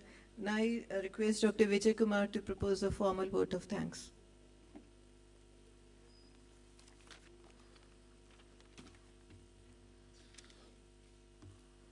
Thank you, ma'am. Honorable Vice Chancellor, PAU Ludhiana, Dr. S.S. Gosalji, Honorable Vice Chancellor, Dr. Rajeshwar S. Chandel from Y.S. Parmar University of Horticulture and Forestry, Nauni Solan, Dr. Makhan Singh Pullar, Director of Extension Education, Dr. Rajendra Pashan, Director of Education, SCOS Jammu, Dr. A.K. Dhawan, President, Indian Ecological Society, Dr. Sanjeev Chauhan, Director of Research, Vice Pamar, Noni University, Dr. Visakha Singh Tillon, Madam Asha Dhawan, distinguished keynote speaker from Nepal, from France, from US and Kenya. Ladies and gentlemen, a very good afternoon to all of you. So it's my pleasant duty to propose a vote of thanks. On behalf of the organizing committee and all the participants, I would like to extend my heartfelt thanks to each one of you for your active engagement and invaluable contribution throughout the conference. Over the past 4 days, we have witnessed stimulating discussions, innovative ideas, collaborations that have broadened our understanding of the climate change and the energy transitions. First and the foremost, I would like to extend my deepest gratitude to Dr. Rajeshwar Singh Chandel, Vice Chancellor, Noni, who came here to grace this occasion. Sir, I am very thankful to you for sparing your time from your busy schedules. Since this inception of this conference, along with Dr. Chauhan, myself and Dr. Vikas Jindal met you in the office for the first time, and you happily agreed to come to this occasions. Thank you, sir. I am also thankful to the Vice Chancellor, PAU Ludhiana, whose leadership and the visions have been guiding force behind this conference. Your commitment to the academic excellence and your encouragement for interdisciplinary dialogues have created an environment where innovative thrives and ideas can flourish. Sir, I am highly thankful to you. I am also thankful to Dr. A.K. Dhawan, the President of Indian Ecological Society, for their generosity, commitment, and the hard work behind the scene, and showed the smooth running of this conference. And I also appreciate your dedication in advancing knowledge and fostering the global collaborations. A special thanks to Dr. Makhan Singh Pullar, Director of Extension Education, whose leadership in extending the boundaries of the education beyond this campus walls has provided us with the foundation for this conference. Your commitment to bridging theory and practices has inspired so many us to think beyond the traditional classroom and engage with the real world challenges that we are facing in face of climate change and the energy transition. So today I have privilege of expressing gratitude to the co-chair of this conference, Dr. Shivkumar Dhawan, Dr. Ajmer Singh Dutt, Director of Research, PAU Ludhiana, Dr. Rajendra Pashan, SCOS Jammu, Dr. Sanjeev Kumar Chauhan, Director of Research, Noni Solan, who all the time remain actively engaged since inception of this holding this international conference. So in the beginning, I was reluctant to take this responsibility as an organizing secretary. So frankly, I am saying that, sir, all of you have greatly supported me in organizing this conference, so I am highly thankful to you. I also wish to express my sincere thanks to the deans and directors of your unwavering support and guidance throughout the planning and execution of these events. A special vote of thanks to all the distinguished keynote speakers from the various parts of the globe, particularly from the US, Switzerland. I will not name all the speakers, keynote speakers, due to the paucity of times. Thanks for coming here. I'm also thankful to this National Science Foundation US for supporting this symposium and providing this grant and the visit of this US delegate possible to attend this conference. Thank you, sir. Yes.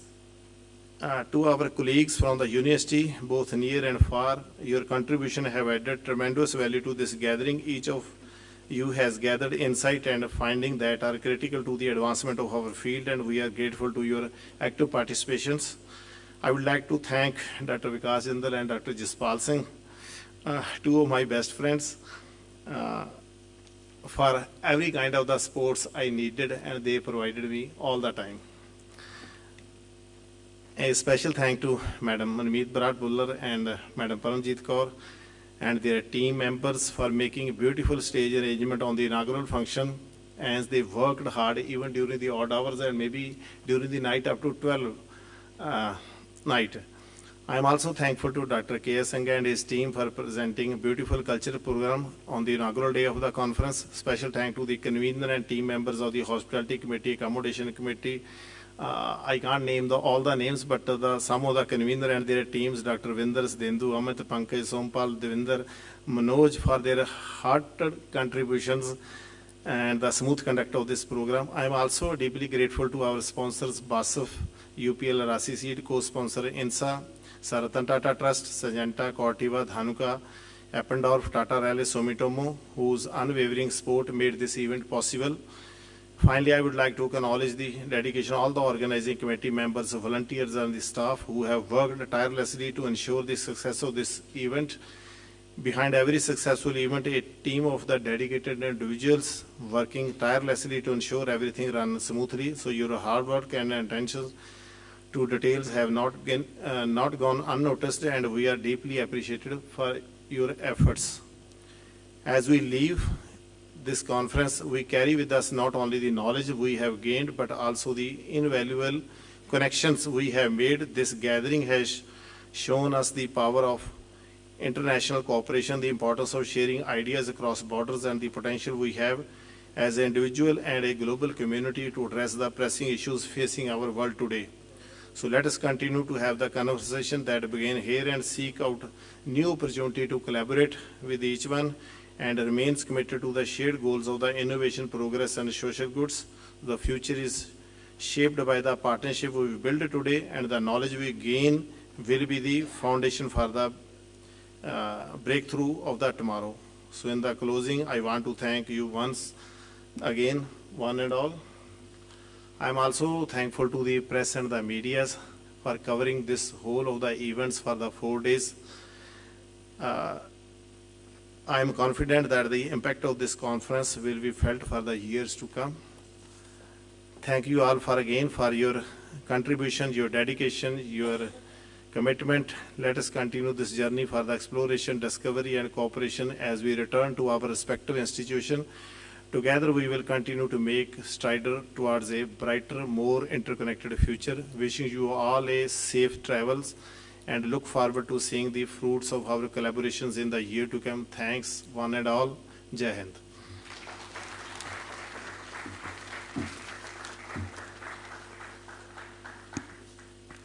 So with this, we come to the end of the valedictory function. I request all the dignitaries and the audience to stand up as a mark of respect as the national anthem is being played.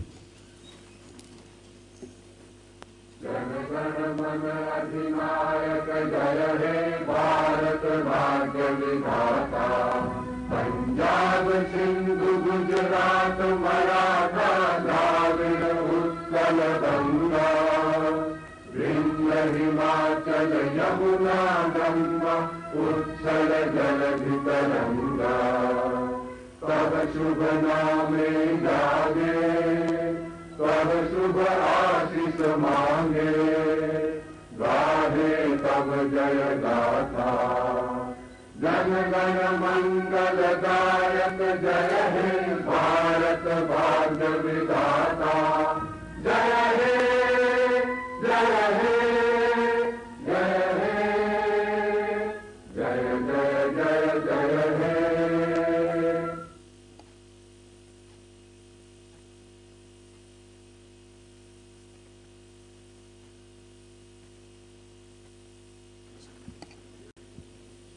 All of you are requested to join for lunch at Sukhdev Singh Bhavan.